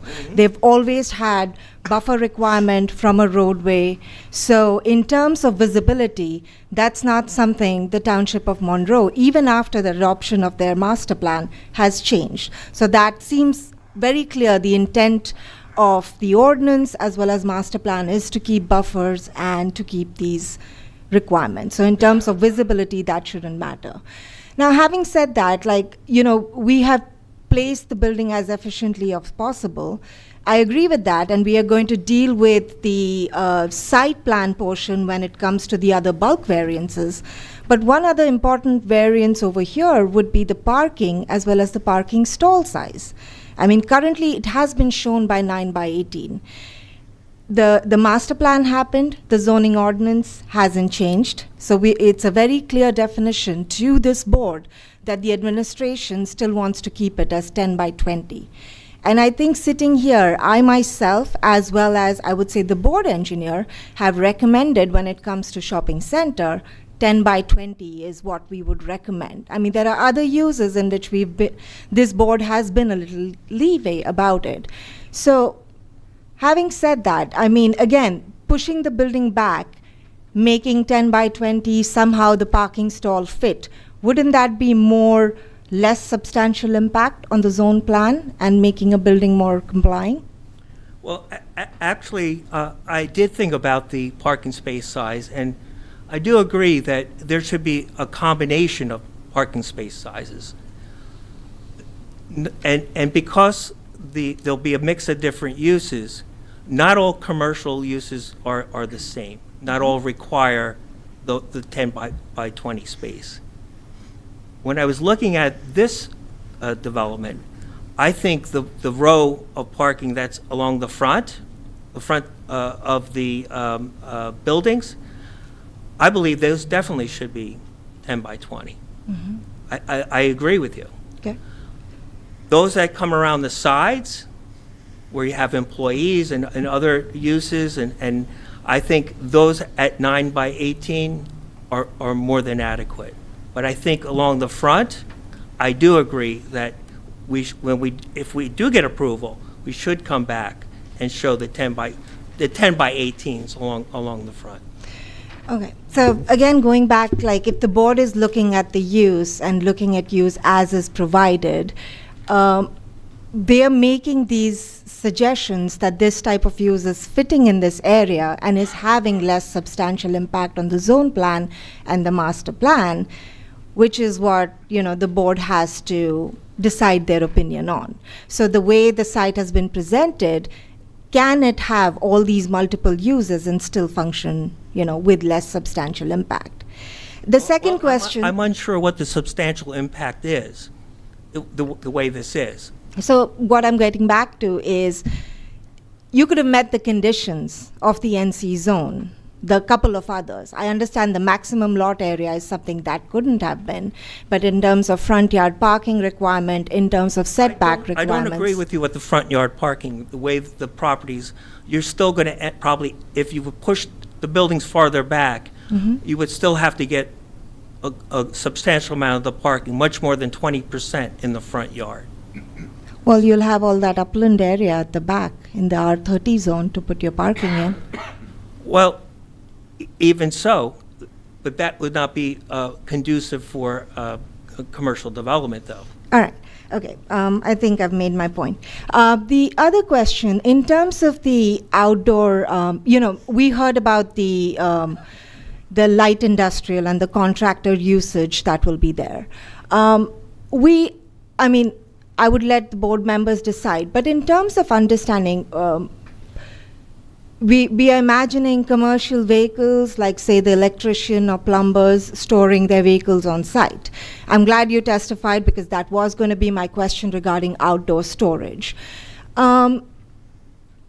You're going to have a neighborhood commercial which may potentially have 18 tenants, and with all types of uses that's permitted in neighborhood commercial. I understand on paper the traffic testimony is this is least amount of traffic generating and neighborhood commercial is more intense. But the other testimony I heard from the traffic engineers, there's going to be only one ingress into the site, and there are going to be two egresses on the northerly portion of the site, right, with a left turn and a right turn. Didn't I hear that correctly? The county has suggested that? I think there's going to be 2 points of ingress. There's still going to be? Yes. Yes, Okay. yeah. Then maybe I heard it wrong. Yeah, I believe you did. Okay.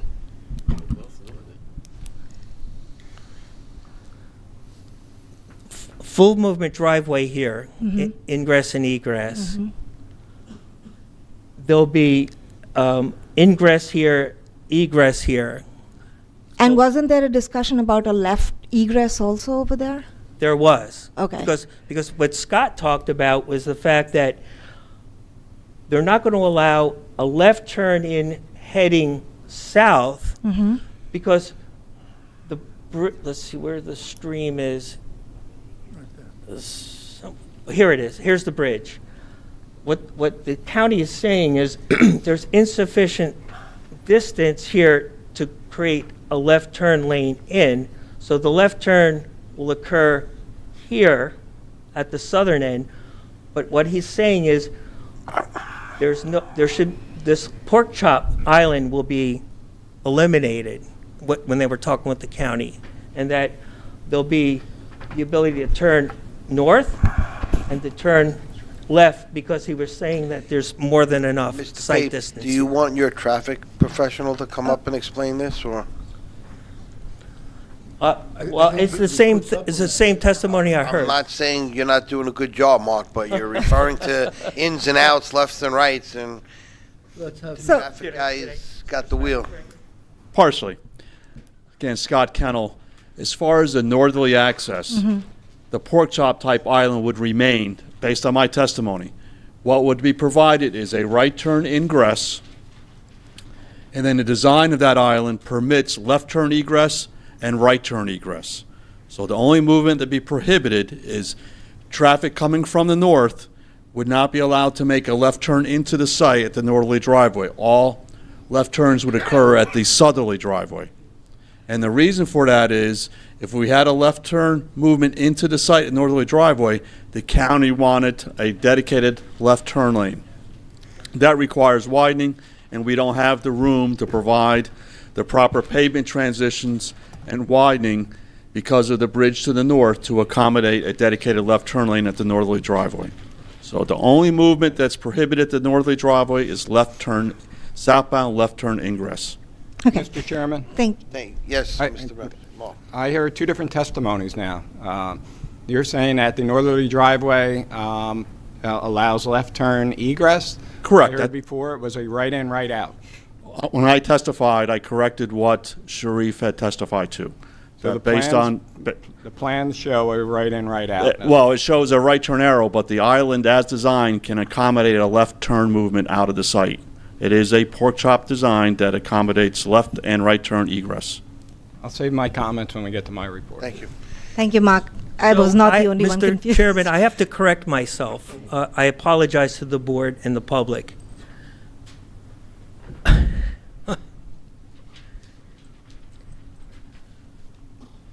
Actually, the Board of Education property is not zone residential. It's POCD, Planned Office Commercial Development, across the street. So that means 65 feet would not be required. It would be just a 25 feet, which I believe we can accommodate. Thank you. I apologize for the confusion. So, Lou, you should pay attention to what the zoning says because it's POCD. I apologize to everyone. I had it in my head it was the residential. I apologize. So the requirement is not the 65 feet. It would be the smaller buffer. So the 65 feet would be from residential zone, which is going through the property. But again, like the question stays, staying within the parameters of the zoning ordinance, the site could meet those requirements. You could now push the building in front, still not have parking there, and put the parking at the back. Well, you could technically put the parking in the back, but it would not be good design. It would be because now what you're doing is you're creating much farther distances for the customers to go to the commercial establishments, and they would be going through the what I call the operation of the loading area to get into the commercial area. And in the back, remember, this is neighborhood commercial. Neighborhood commercial is for quick turnover and not long-term shopping. So having the parking concentrated around the sides and the front are ideal for neighborhood commercial, as opposed to just fitting it in, following the rotely following the ordinance. In this case, you have to look at the context of the property and how it's shaped. So I believe the way Sharif laid it out is a superior design, and also the fact that we only need the 25-foot buffer, which I believe we can meet, and therefore we should be able to meet all of the conditions except the 5-acre requirement and the 20% parking in the front. We're still going to end up with more than that to accommodate the property. Okay, I just don't want to keep belaboring the point. Again, if the visibility was the issue, the building could have been moved to the front and the parking could have been met. Okay, anyway, the other testimony I've heard tonight. I just want to make it clear that really, when you're looking at particular uses, you really do have to put it into context and make sure that how the regulations are applied to make sure a commercial development is successful. Because I've seen too many times where commercial developments have been shoehorned into the regulations, but the regulations caused difficulty with the operations, and those commercial developments struggle. And so I think what Sharif has come up with is a very reasonable layout that can accommodate the commercial and contribute toward the success of the development. The other item, again, I don't remember the testimony by which expert, but one point was made about outdoor eating establishments. I just want to put it on record, that's not permitted. In the NC zone, it's only fully enclosed eating establishments that would be permitted. So the outdoor plaza and its seating area wouldn't be, and if that's something that's contemplated, a use variance would again be required.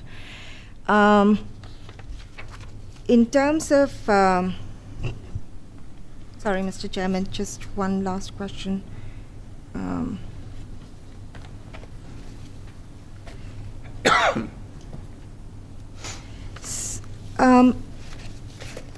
Now, for the warehouse flex space, the testimony was given, this is by a tradesman that's being occupied.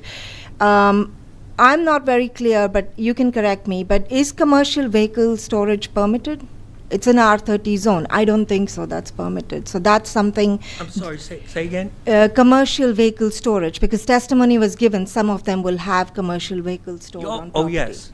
So are we applying for that right now? Because that is R30 that's all zone. part of the use. Well, when you describe the use will be for the artisans, the contractors. That's the use, and part of their use is storing, parking their commercial vehicle that's associated with the light industrial building. So currently, I believe there are 5 tenants shown. Are we expecting 5 commercial vehicles, or are we expecting more than that? Just for the record. That's a good question. I really don't know, because generally what happens when you have the commercial vehicles, you have the employee come, they get into the truck, and then they swap out the commercial vehicle.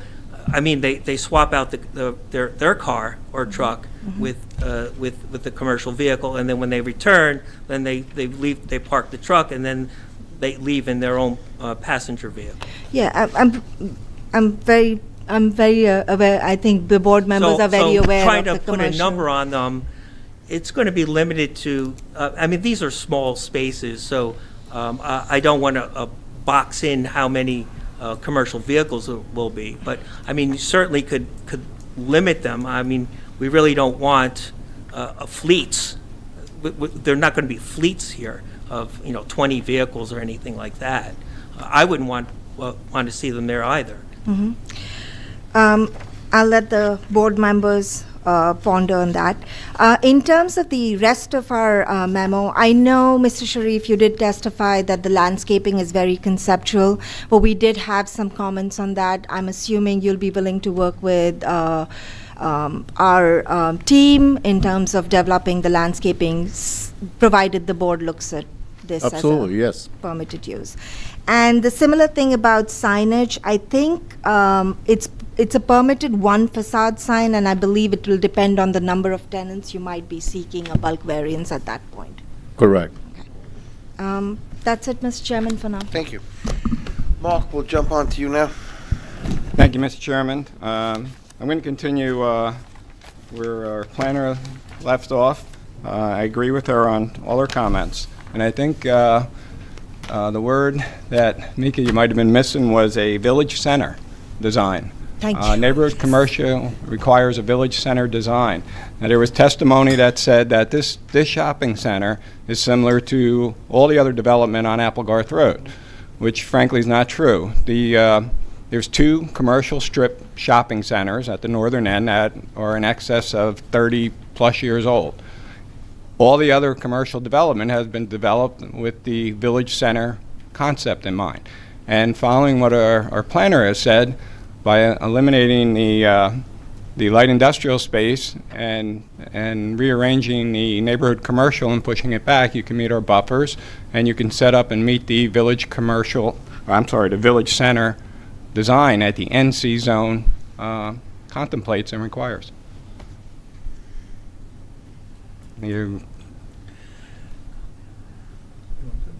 I don't think we need a reply, Mark. I mean, Okay. that's a I'll comment just from you continue as then. our professional. The board will So- take that under advisement. You can continue, With regard to, it was mentioned that pushing the commercial back may require customers to walk a lot further to get to the retail. So based on the existing layout, I mean, the warehouse in the back requires 38 parking spots. So it appears that a lot of the parking area in the rear and all the way in the back of this property is for the retail operation, which would require pedestrians to walk, in excess of 400 or 500 feet to get to the front of the building. Well, first of all, you heard testimony from Mr. Kennel about the parking requirements of being higher than what the industry standard is. And so there really could be a reduction in the number of parking. And also, you would have parking in the rear for the employees of the commercial, not those occupying the customer spaces that are on the sides and the front. So I don't think it's 400 or 500 feet of walking because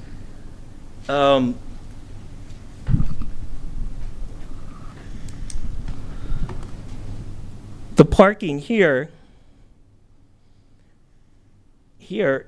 is separated by, I don't know, what is this, 25, 30 feet, and then parking 18 and 18.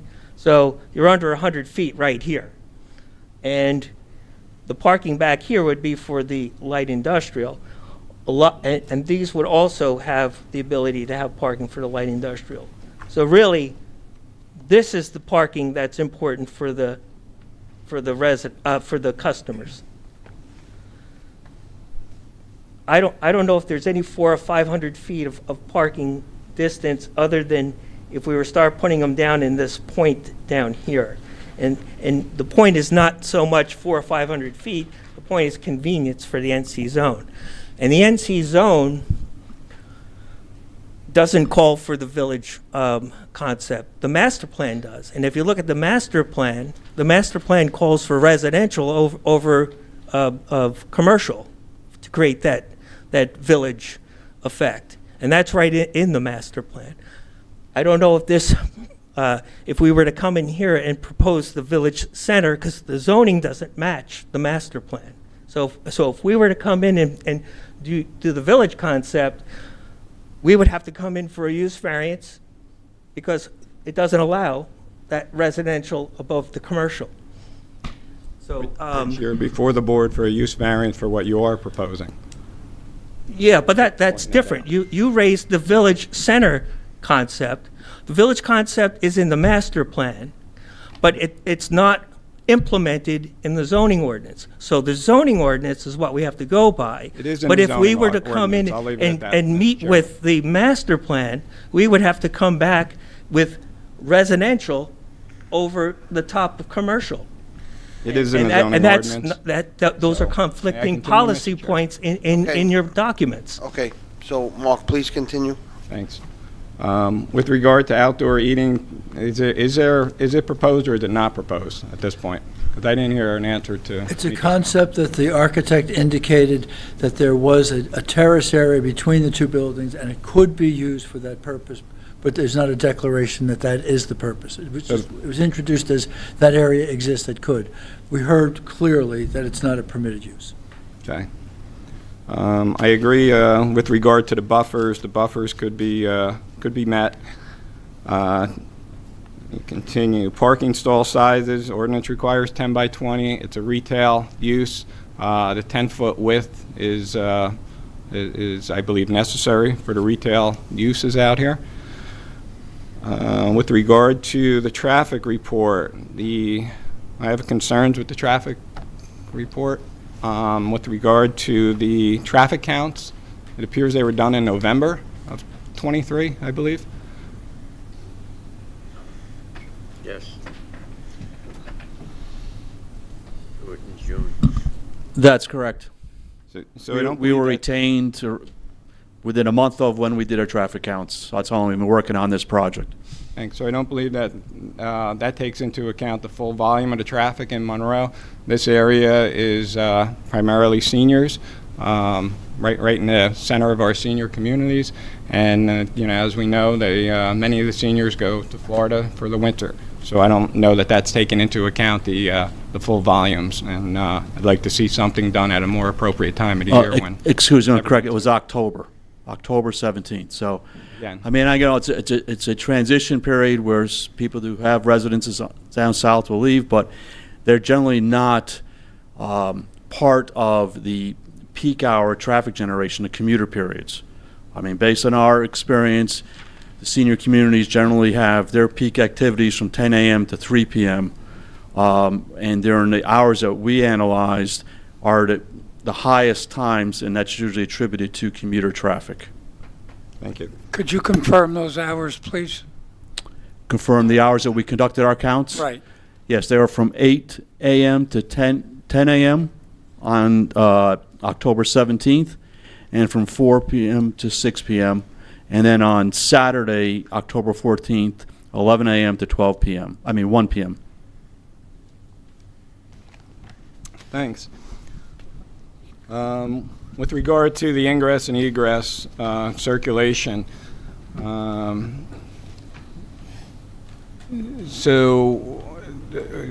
putting aside the senior traffic counts in your testimony, tractor trailers, you're going to have tractor trailers entering the site.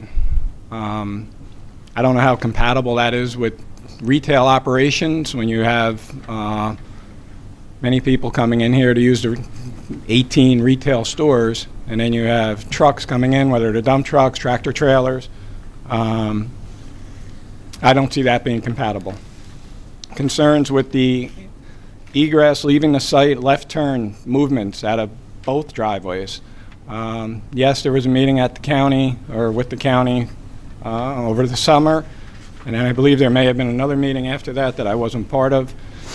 But left turn movements, I know you mentioned line of sight is over 500 feet. We have a traffic signal right there that's closer than 500 feet to that first driveway, and someone either turning left onto Applegarth North or right onto Applegarth North, and tractor trailers trying to pull out of that southern egress to make a left turn. That seems problematic to me. Also, there's 3 lanes of movement on Applegarth South.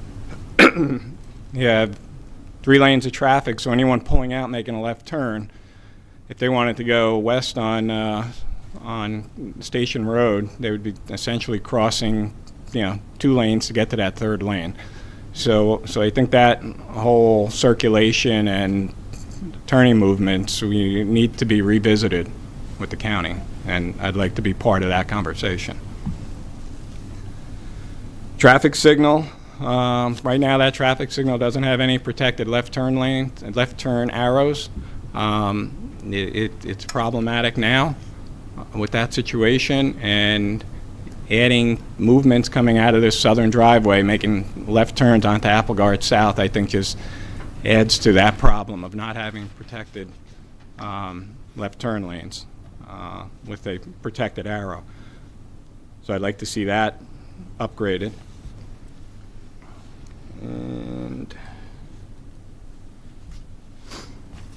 And with regard to all the variances listed on the cover page. Are we seeking any of those tonight, or saying no to all those variances? The bulk variances do match the building layout that is before you, but we're not asking the board to consider the bulk variance relief this evening.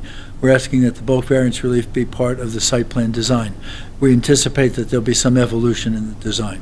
And that would include the signage? Yes. Chairman, I have nothing further.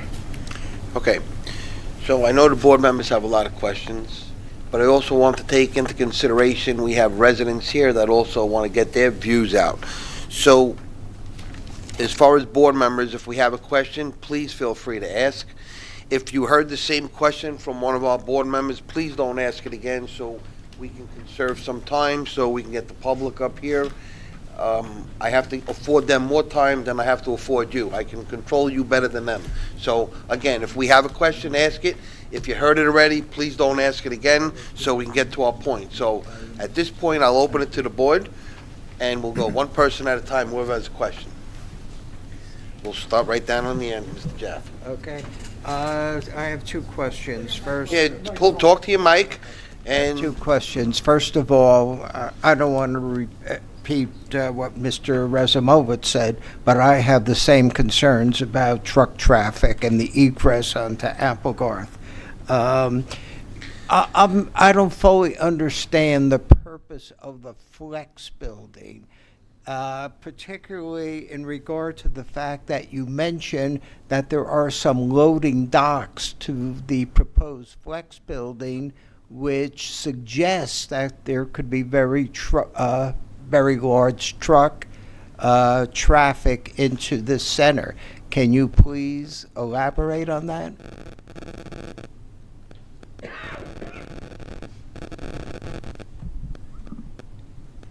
Yes, as far as truck traffic, there's going to be a variety of truck traffic. Even if we look at the retail, it would be considered you'd have box trucks, and some of the retailers, depending on the nature of the retailer, could be served by tractor trailers. So even the retail itself would have tractor trailer activity. And then as far as the industrial building, the site plan or the variance plan depicts 2 loading zones on the east side, but it's expected that given the size of the industrial building and the number of potential tenants, that the number of tractor trailers would be a limited basis. I would project no more than 4 or 5 on a daily basis, and that's probably on the high side, but again, we don't have tenants, so I can't give you a specific number. But based on my experience with this size of an industrial building, just under 21,000 square feet, I would not expect it to be a high tractor trailer activity, be more or less box trucks and panel vans based on the intended end users. Okay. One more quick question. Regarding the retail establishments, do you envision a rear entrance to the stores or just the front entrance? My understanding is all the customer access would be from the west side, or Applegarth side of the buildings. The rear would be for service activity, deliveries and services. Won't be available to customers. Correct. Thank you. Mr. Cole? One quick question, which is why I asked the time frame. It seems that 2 to 4, especially with the 2 schools we have up the street, is a very heavy traffic time. And I think you ought to take that into consideration. I'll review other data I have, but my understanding for this section of Applegarth Road, the commuter traffic and the intensity generally represents the highest, but I will review other historical data. We got a lot of mothers and fathers picking up their kids. We got a lot of school buses. Understood. I've been there. You sit in line for a while. I understand.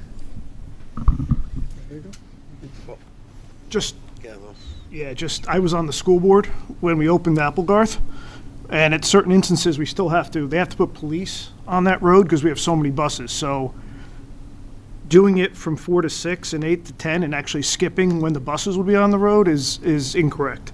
So I have a pretty big problem with your sample size for that. this is where the bar was. Right next to it, there's a impromptu lake, I guess, where all the water pools, and when it rains, it floods out into Applegarth. I'm assuming you're taking that into consideration, where that water's gonna go? I have intimate knowledge, I live right there. So, it's like a detention basin right next to the bar? Yes. So I think it used to be called Green Gables. Right. So we all had lunch there, I guess. Okay. So the pond that you were talking about is the one is shown in blue on this. That's the one you're talking about. That's the one right next to where the building is now, the dilapidated building, not down the road from it. No, there's no. That's the only one out there. And you could see it on the aerial too. Here we go. I get you. I said it was impromptu when it rains. Okay. So what's out there right now? So that is regulated by the state of New Jersey as far as flood hazard and wetlands. The spillway, you could see the breaks in the tree line. That's a spillway. So when it gets flooded, it spills over into the Cranberry Brook. So historically, it's been that way. If this gets developed, all the runoff from this area here will be going into the stormwater facilities for water quality, recharge, and controlling all the storm events. And then from there, it's not going to go back there again. It just is going to go into the flood hazard area. I just don't want to flood Jerry's Gotcha. place out. Yep. Traffic. I see that at that light every day in traffic. That traffic backs up way past where your southern entrance is going to be. You're going to have a mess because you're going to have all these cars wanting to go straight from that left lane, which is backed up. When the bus is there, it's probably backed up to where the river, the stream is, and you're going to have these people trying to pull out. It's going to be crazy. So I actually, when I was thinking about it, I thought you should reverse those two. But I know that's too narrow on the other side, so you're not going to be able to do that. I agree. Trying to make a left out of there would be so... My son got into a massive accident last year at that light. Totaled his car. It's dangerous. And if you now have people pulling out across 2 lanes of traffic, you're going to have issues there.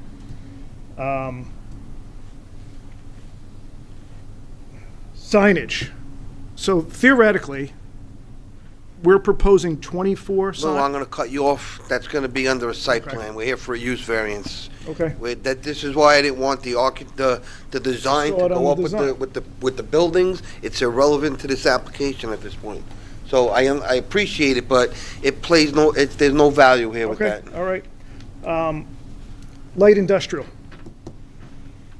Mechanics, welders, I guess, things like that would be there. No. This is what we call, another term for that is the mini warehouses. So we're not expecting mechanics or welders. Okay. They're not going to be with that. And that could be also in a resolution. If we get an approval, we can put condition in a resolution on who moves in. And that's why that's why you were saying the tractor trailers would be coming in, right? So, and that's another thing. Wait, let me go back to that. So the township's trying to cut down on tractor trailer traffic on Applegarth, and you're basically saying we want to have tractor trailer traffic on Applegarth? Look, there was talks about tractor trailers.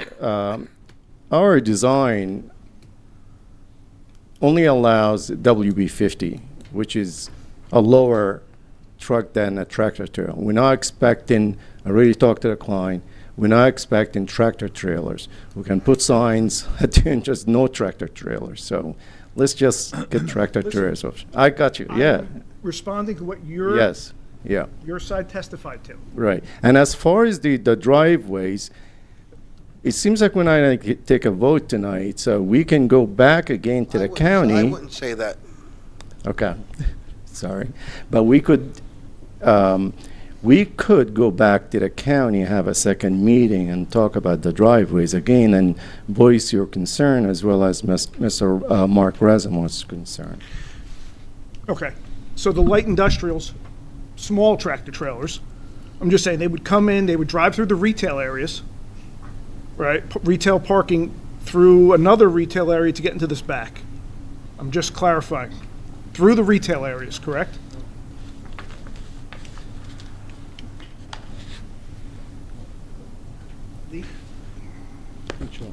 Yeah, that's. Yeah, show them how it worked. Use the mic, please.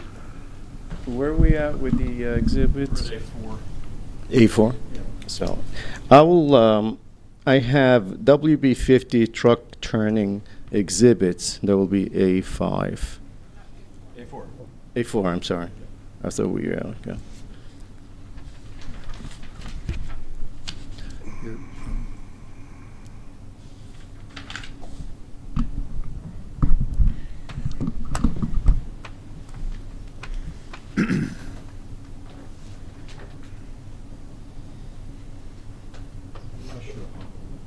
Okay.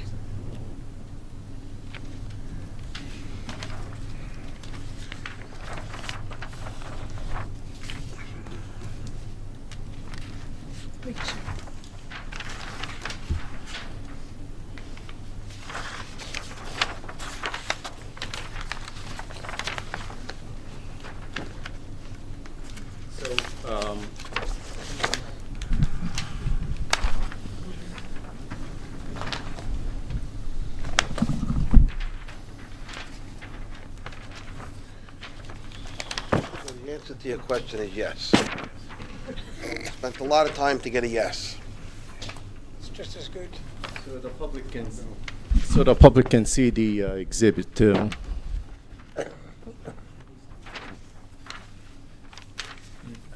No, lower. Oh, here you go.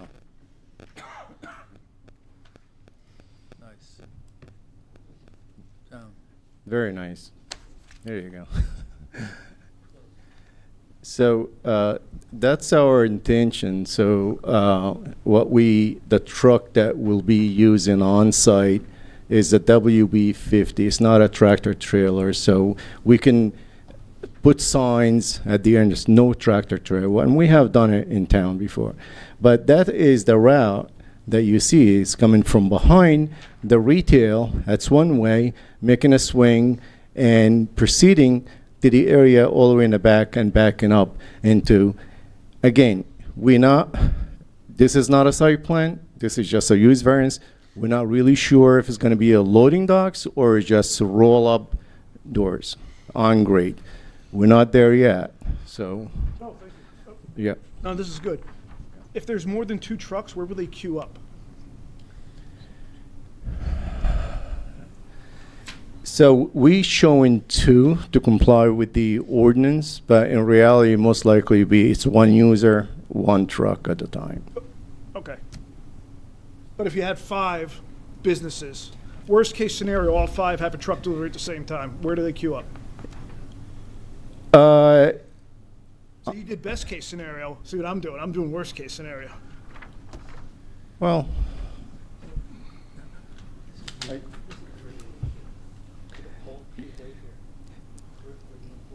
yeah, I mean, we have plenty of room in the back, and you can see the employees where they're going to be parking. Again, this is a very light use. We don't anticipate that all these parking spaces will be used based on the experience and what we have seen out there. But there is a plenty of room in the back along the building, in the area by the drive up here. There's quite a bit of room in the back, but would be 2 trucks there at the same time? I don't think so. This is very light Well, you use. Form your own opinion. That's what I mean. Truck's a truck. Form your own opinion. I mean, by that logic, I could say there's 55 trucks queued up. It's my opinion. That's Just too like it's much. your opinion. So, okay, so they'll queue up either next to the employee parking or in the retail back lots. That's where they'll queue up. I'm just trying to get this straight. Not in the retail back area, but in the back Where the curb retail line, park- all the way at the bottom, yes. Okay, but that's included in the retail counts, though, those spots. I'm not sure about that. I think this is all part of the light. I think the space is in the front, but I can confirm that, and next time get you a better answer. What, 5-axle trucks?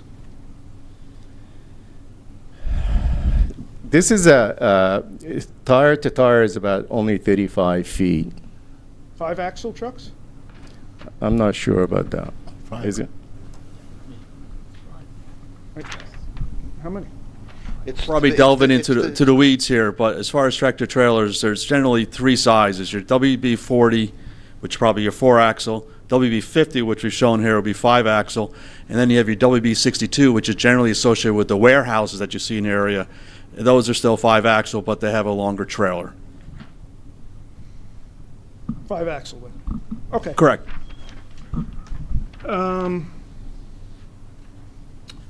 I would, if I had you know how I hate this minimum parking space thing, I think we should enforce our rules. But then I was trying to do some math, I think that'll put you under the amount of spaces you'll need. So that's why I'm guessing you want the more narrow spaces. Especially you're saying for retail, and if you're saying you're gonna have commercial trucks in the back, there's no way those commercial trucks are sitting in a 9-foot space. I park at Liberty Park and Ride every day, which are actually, I think, 8-foot spaces. They're awful. Those plumbing trucks take 2 spots. So you're going to have to account for that, especially if you're going to have plumbing trucks or box trucks or whatever you're going to have in the back. I'm going to agree with our experts. It seems like this is a little crammed in. That's my opinion. I'm done. Any other board members? Okay, before we go to the public, I have one question, Mr. Pate. When did your client obtain this property? Our client obtained this property a long time ago. The principal has changed the entity that owns it at least once. I can find out when he first purchased it. Just one moment. Sure. 2005. Mr. Patel, who is the principal of this entity, has owned the property since 2005. And at the time he purchased it, I'm assuming he understood that majority of it was wetlands, correct? Yes, he did. And did anyone force him to design this full design to squeeze the maximum in that it's triggering all these use variances? So if we hypothetically remove the commercial, the flex, however you want to abbreviate it, we removed it, everything gets backed up, you have ample parking, you have enough buffer, would that be suitable? Well, nobody forced him to do anything Okay, with so he regard... bought, so all these triggers of all these variances and everything are triggered because we're trying to put an exorbitant amount on a piece of land, correct? Mr. Chairman, that's an opinion that will be rendered... that's fine. No, let me answer the question, please. Sure. This is a zoning board of adjustment, and an applicant can present applications with variances, but he has to justify each of those variances. The goal of the applicant is to do so. We're recording the concerns of the board. The concerns of the board are signaling to us the sense of the board with regard to the relief that's being requested. Before we conclude this evening, we are going to ask the board for an opportunity for an adjournment so that we can explore revisions to the plan responsive to the concerns that we've heard this evening. Okay, well, before we get to that, I have no further questions. I do want to get to the public. Mine will be very brief. Mr. Chairman, I agree wholeheartedly in your comment about... Well, again, it's an opinion, it's an opinion, so It's an use the opinion. microphone, it's an opinion. It's an opinion. My opinion is exactly what yours is. Thank you. Duly noted. I just want to comment that the village center concept, if you hadn't discussed it, probably should be discussed. Okay. Being there's no more questions here from the board, we're going to ask anyone in the public who's been sitting very patiently, you need to come forward. You're going to come up here, you're going to be sworn in, you're going to state your view, your opinion, and we'll go from there. So at this time, excuse me, anyone in the public wishing to come forward, please do. Don't be shy. No one's going to bite you. We welcome everyone.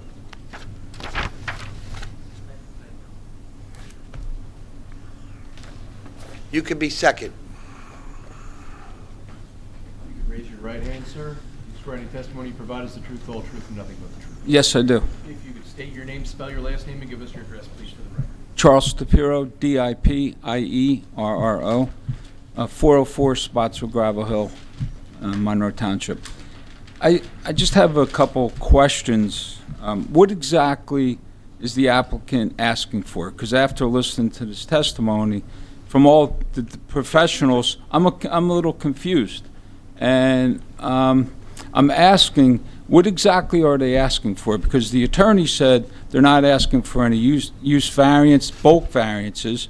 But when I look at the plan, it's designed with undersized parking spaces. It's designed with the buffers that are not, as our planner said and our engineer said. So when you look at a plan that the board is being asked to vote on, and the public is asking, for you guys to make the right decision, and also for them to get their right property, built the way they want it. The design that I see has so many variances. What is the applicant actually asking for tonight? I heard use variance, but what is it? Okay, I'm gonna let. I can answer, or Mr. Pape can answer, because Mr. Pape represents the applicant. So. Sure. The request is that the board, and we're not asking the board to vote this evening, we're asking for the opportunity to be responsive to concerns, but the application presented for the board's consideration has two variances, a D1 for the industrial building and a D3 for the commercial building. We've identified the plans that are before the board are demonstrative of the plan, but we're indicating that the bulk variance relief would be part of the site plan application and not part of the D1 and D3. Okay, so the way I understand that, so the residential R30 property, it sounds like that's why we're here, to try to get that zoned from R30 to neighborhood commercial, because as our planner said, if you push the building back into that zone, then you can meet the 20% requirements and all the comments that she had in her letters that went to the developer and also went to their professionals. And if you're asking for a D1 and a D3, as the attorney said, then what I don't understand is why are all of these other variances, the 9x18s, I personally have a problem with that. I have a pickup truck. So, and we all shopped in shopping centers, and when we go in the shopping center during holiday times, it's really a big problem. Or during snow, when there's snow piles that limit us. And when I'm sitting here listening for the last couple hours, I really think their professionals were not on the same page and the same with the plans, just listening to it for many years of coming to these meetings.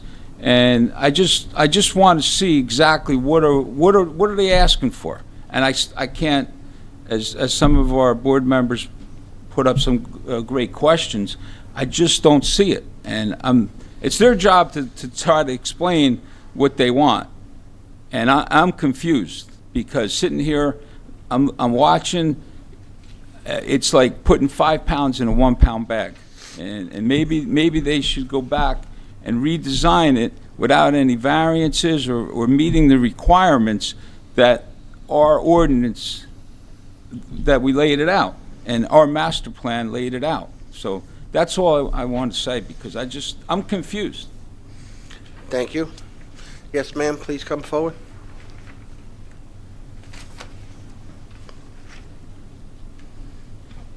If you could raise your right hand for me, you swear any testimony you provide is the truth, the whole truth, and nothing but the truth. I do. State your name, spell your last name, and give us your address, please, for the record. Lydia Galaby, last name Galabi, 12 North Disbro Hill Road, Monroe, New Jersey. Listening to the applications today, I have a few questions. With all these proposed projects, just the two that were proposed today, they are within 1.5 miles of each other. Has a collective traffic study been done to show the impact of traffic of those multiple projects on the neighborhood, on the area? So that's my first question. We already mentioned that traffic studies were done at times where the schools were not in session. So can these traffic studies be done with, first of all, the collective impact of these projects. That's the most important thing for the residents of this neighborhood, and inclusive of school times, when school starts and ends. I do think one of your concerns were addressed by our engineer as far as re-evaluating the traffic studies. With respect to the other applicant, that applicant was already approved. That is closer down to Route 33. There's no school there. There's really nothing. It's past the federal road point. So at that point, it's even past the senior center. So I think, yes, you may have some validity to that, but I do think at that point, we are out of the area. You may be pertaining to the traffic light on Applegarth and 33, but that's not going to impact the traffic on at this level. Within 1.5 miles of each other, these are just the projects that were proposed today. There may be others. But the other project was already approved, I understand. and they didn't require a traffic study because what they're doing is minimal. This is on a larger scale, and the traffic study was supplied because of the fact it's on a larger scale. So that's already water under the bridge. We need to concentrate on this application. Their application has no bearing on the other application, Okay. so we're right here paying attention to this one. Understood. Relating to the unstudied tributary to the Cranberry Brook, Mr. Ali mentioned that it will be studied, if I understood correctly. When should the results be expected, and how will the results of that study impact this application? The study was completed. It was a flood hazard determination, and the flood hazard determination has been issued by the state. And the plans that are before the board reflect that flood hazard determination For the tributary? for the flood hazard elements on this property. All That- of them. So all of them, inclusive of the Cranberry Brook and the tributary? All of them. Okay? If that's something you wish to see, you can make arrangements here at the township. I'm sure they filed all the appropriate paperwork, and it should be on file. Okay. The application also mentions the office, flex, commercial, light industry. Contractors were mentioned, but what is actually defined as light industry? And can there be a confirmation that only HC1 non-storage occupancies will be tenants? Right now, it's just a visual conception. Nothing is approved. They can't do anything. So they're projecting what they would like to do. Right. Doesn't mean they're going to do it, but yes, they would still have to come back again. If we say you could use it, they may come back and we may say that now building is now one building. It shrink the size, or we're not approving the site plan. So there's still a lot more to this application that needs to come before this board. Right, but a lot of things were mentioned today that are now of concern. And that's why the attorney alluded to the fact that they may ask this board to hold off on a vote tonight. If I could just step Sure. in, Mr. Chairman, I think it might be beneficial, Mr. Pape is here, he's hearing the concerns, to have a list of those businesses which would be listed as permitted in that rear building, should that building still be part of the applicant's plan. So that there is an understanding of what will be there, and if it's not listed as being there, it will not be able to be. That would address all these issues. Yes. In many instances, last question, in many instances, this proposal mentioned the architecture and how beautiful it is. Pretty things are usually very highly combustible, and that includes the use of EFIS and ACM, MCM panels. Being so close to a residential area and the woods that were mentioned many, many times, will measures be required or taken to select low combustibility or non-combustible materials in this project? I think that's going to fall under the jurisdiction of the building department. That's not our jurisdiction to determine what material they use. Our jurisdiction is height, width, where they're building it, how much ground they're taking up. As far as what they're using, that's going to go to construction. Okay. I know it's not what you want to hear, but we No, don't understood. we don't build the buildings, you know. Well, Mr. Chairman, if I can just jump in. Sure. They'll have to meet all the construction codes that are required by our construction department. Right. So there's code requirements. So So I'll have to build to that, construction would if have they to got approved here. approve everything once they, if we move forward, they need to get approval from the construction department with whatever material they're using to erect this building. Understood. Thank you. You're welcome. Anyone else from the public wishing to be heard? Seeing there's none, I'm going to make a motion to close the public portion. Do I have a motion? So moved. Second? All in favor? Aye. Mr. Pape, did you want to make a statement before we proceed? Mr. Chair, yes, there's been considerable comments from your professionals. Those comments included some guidance and direction. There's been considerable comments from board members that also included guidance and direction. There's been a request for additional information, including a new traffic report.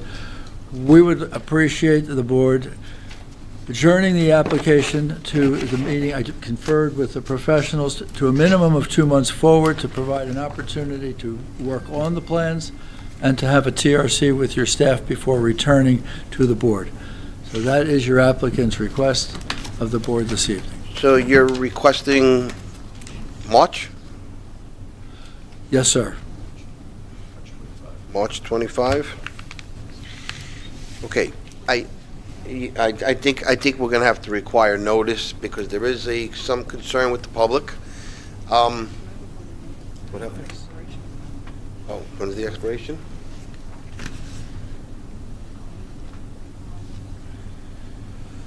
Okay, so you're not gonna have to notice again. Whoever was here who has any issues with respect to this application is here, and those who are truly interested can go to the municipal building and seek the information. You did file, we're falling within the guidelines, so we're not going to require renoticing. Okay, thank you. So everyone in the public, be aware that they're not renoticing, and we're shooting for March 28th for the next meeting. 25th. Oh, sorry, 25, March 25. So jot that down in your notes. We'll be back here with the same application, picking up where we left off. Oh, it's January. Yeah. And that will only be for the use variance? We're still The about the application, use variance. yes. So, thank you, Mr. Chair. The application is carried to your March 25th. Are you requesting it to be carried? I did make that We request. have the date, too. Okay. So, do we need to approve this via the board? Okay. Are there any objections to them carrying this application? Seeing there's none, it can be carried to March 25th. I thank you. We'll review the comments of the board. We'll provide the transcript of this evening's hearing to the board. We look forward to seeing you in March. Thank you. Thank you. Just want to remind everyone as you're leaving, we still have some work to do, so please be quiet. Thank you. Okay, board members, memorialization application BA 5239-23, NJ Cars. Do I have a motion? Motion to approve the Do I have a resolution. second? Second. All in favor? Aye. Lou abstains, and I think Gary abstains. Yes. I guess you're here for the extension of the solar? Mr. Chair. Okay, so let's get that on the table now. How do you want to handle this? Are you going to take this? I can take this if you want. Mr. Chairman, the board did receive correspondence from Mr. Pape on behalf of the applicant. This was an application for multiple, elements of relief, but one of which was minor subdivision approval. The applicant has requested a extension of time, and I'm just trying to find my resolution that indicates where we want through through May 30th, 2025, of the time to perfect the minor subdivision, which was granted by the board and memorialized by written resolution on April 25th, 2023. Mr. Pape in his correspondence indicated that the applicant has experienced some delay in obtaining the additional approvals necessary for them to pursue this approval. So the board does have discretion to grant that, and should it choose to do so. And again, it was an extension through May 30th, 2025 to perfect the minor subdivision approvals. And Mr. Chair, the only thing I would add to that is we did recently complete the approval process for the balance. And we're in a position where we can perfect. Okay. Do any board members have any objections to holding this off? No. All in favor? Yes. Aye. Why don't we? I said No. to extend it to 5:30. Why don't we have a motion and a second on this? Okay. Okay. There's a motion. Do I have a second? Second. Okay, Madam Secretary, roll call, please. Ms. Barry? Yes. That's all right. Mr. Masters? Yes. Mr. Busman? Yes. Mr. Tanzi? Yes. Mr. Jaffe? Yes. Mr. Cole? Yes. Chairman LaFada? Yes. Chairman LaFada, typically in these types of applications, which are ministerial, I get a request from the applicant in order that they can memorialize the same night. I did prepare a resolution memorializing extensions through May 30th, 2025, in anticipation of the board's action. If I could ask you to move that as well. Okay, do we have a motion to move the memorialization? Second. Second, all right, third. Okay. Roll call, please. Ms. Parry? Yes. Mr. Masters? Yes. Mr. Busman? Yes. Mr. Tanzi? Yes. Mr. Jaffe? Yes. Mr. Cole? Yes. Chairman Potter? Yes. Mr. Chairman, board members, board professionals, thank you all. Good night. You're welcome. Good night. Okay, public portion. Anyone in the public wishing to be heard? Seeing there's none, need a motion to close public. So moved. Second, all in favor? Excellent. Any correspondences? No. Motion to adjourn. Second, all in favor? We're out of here.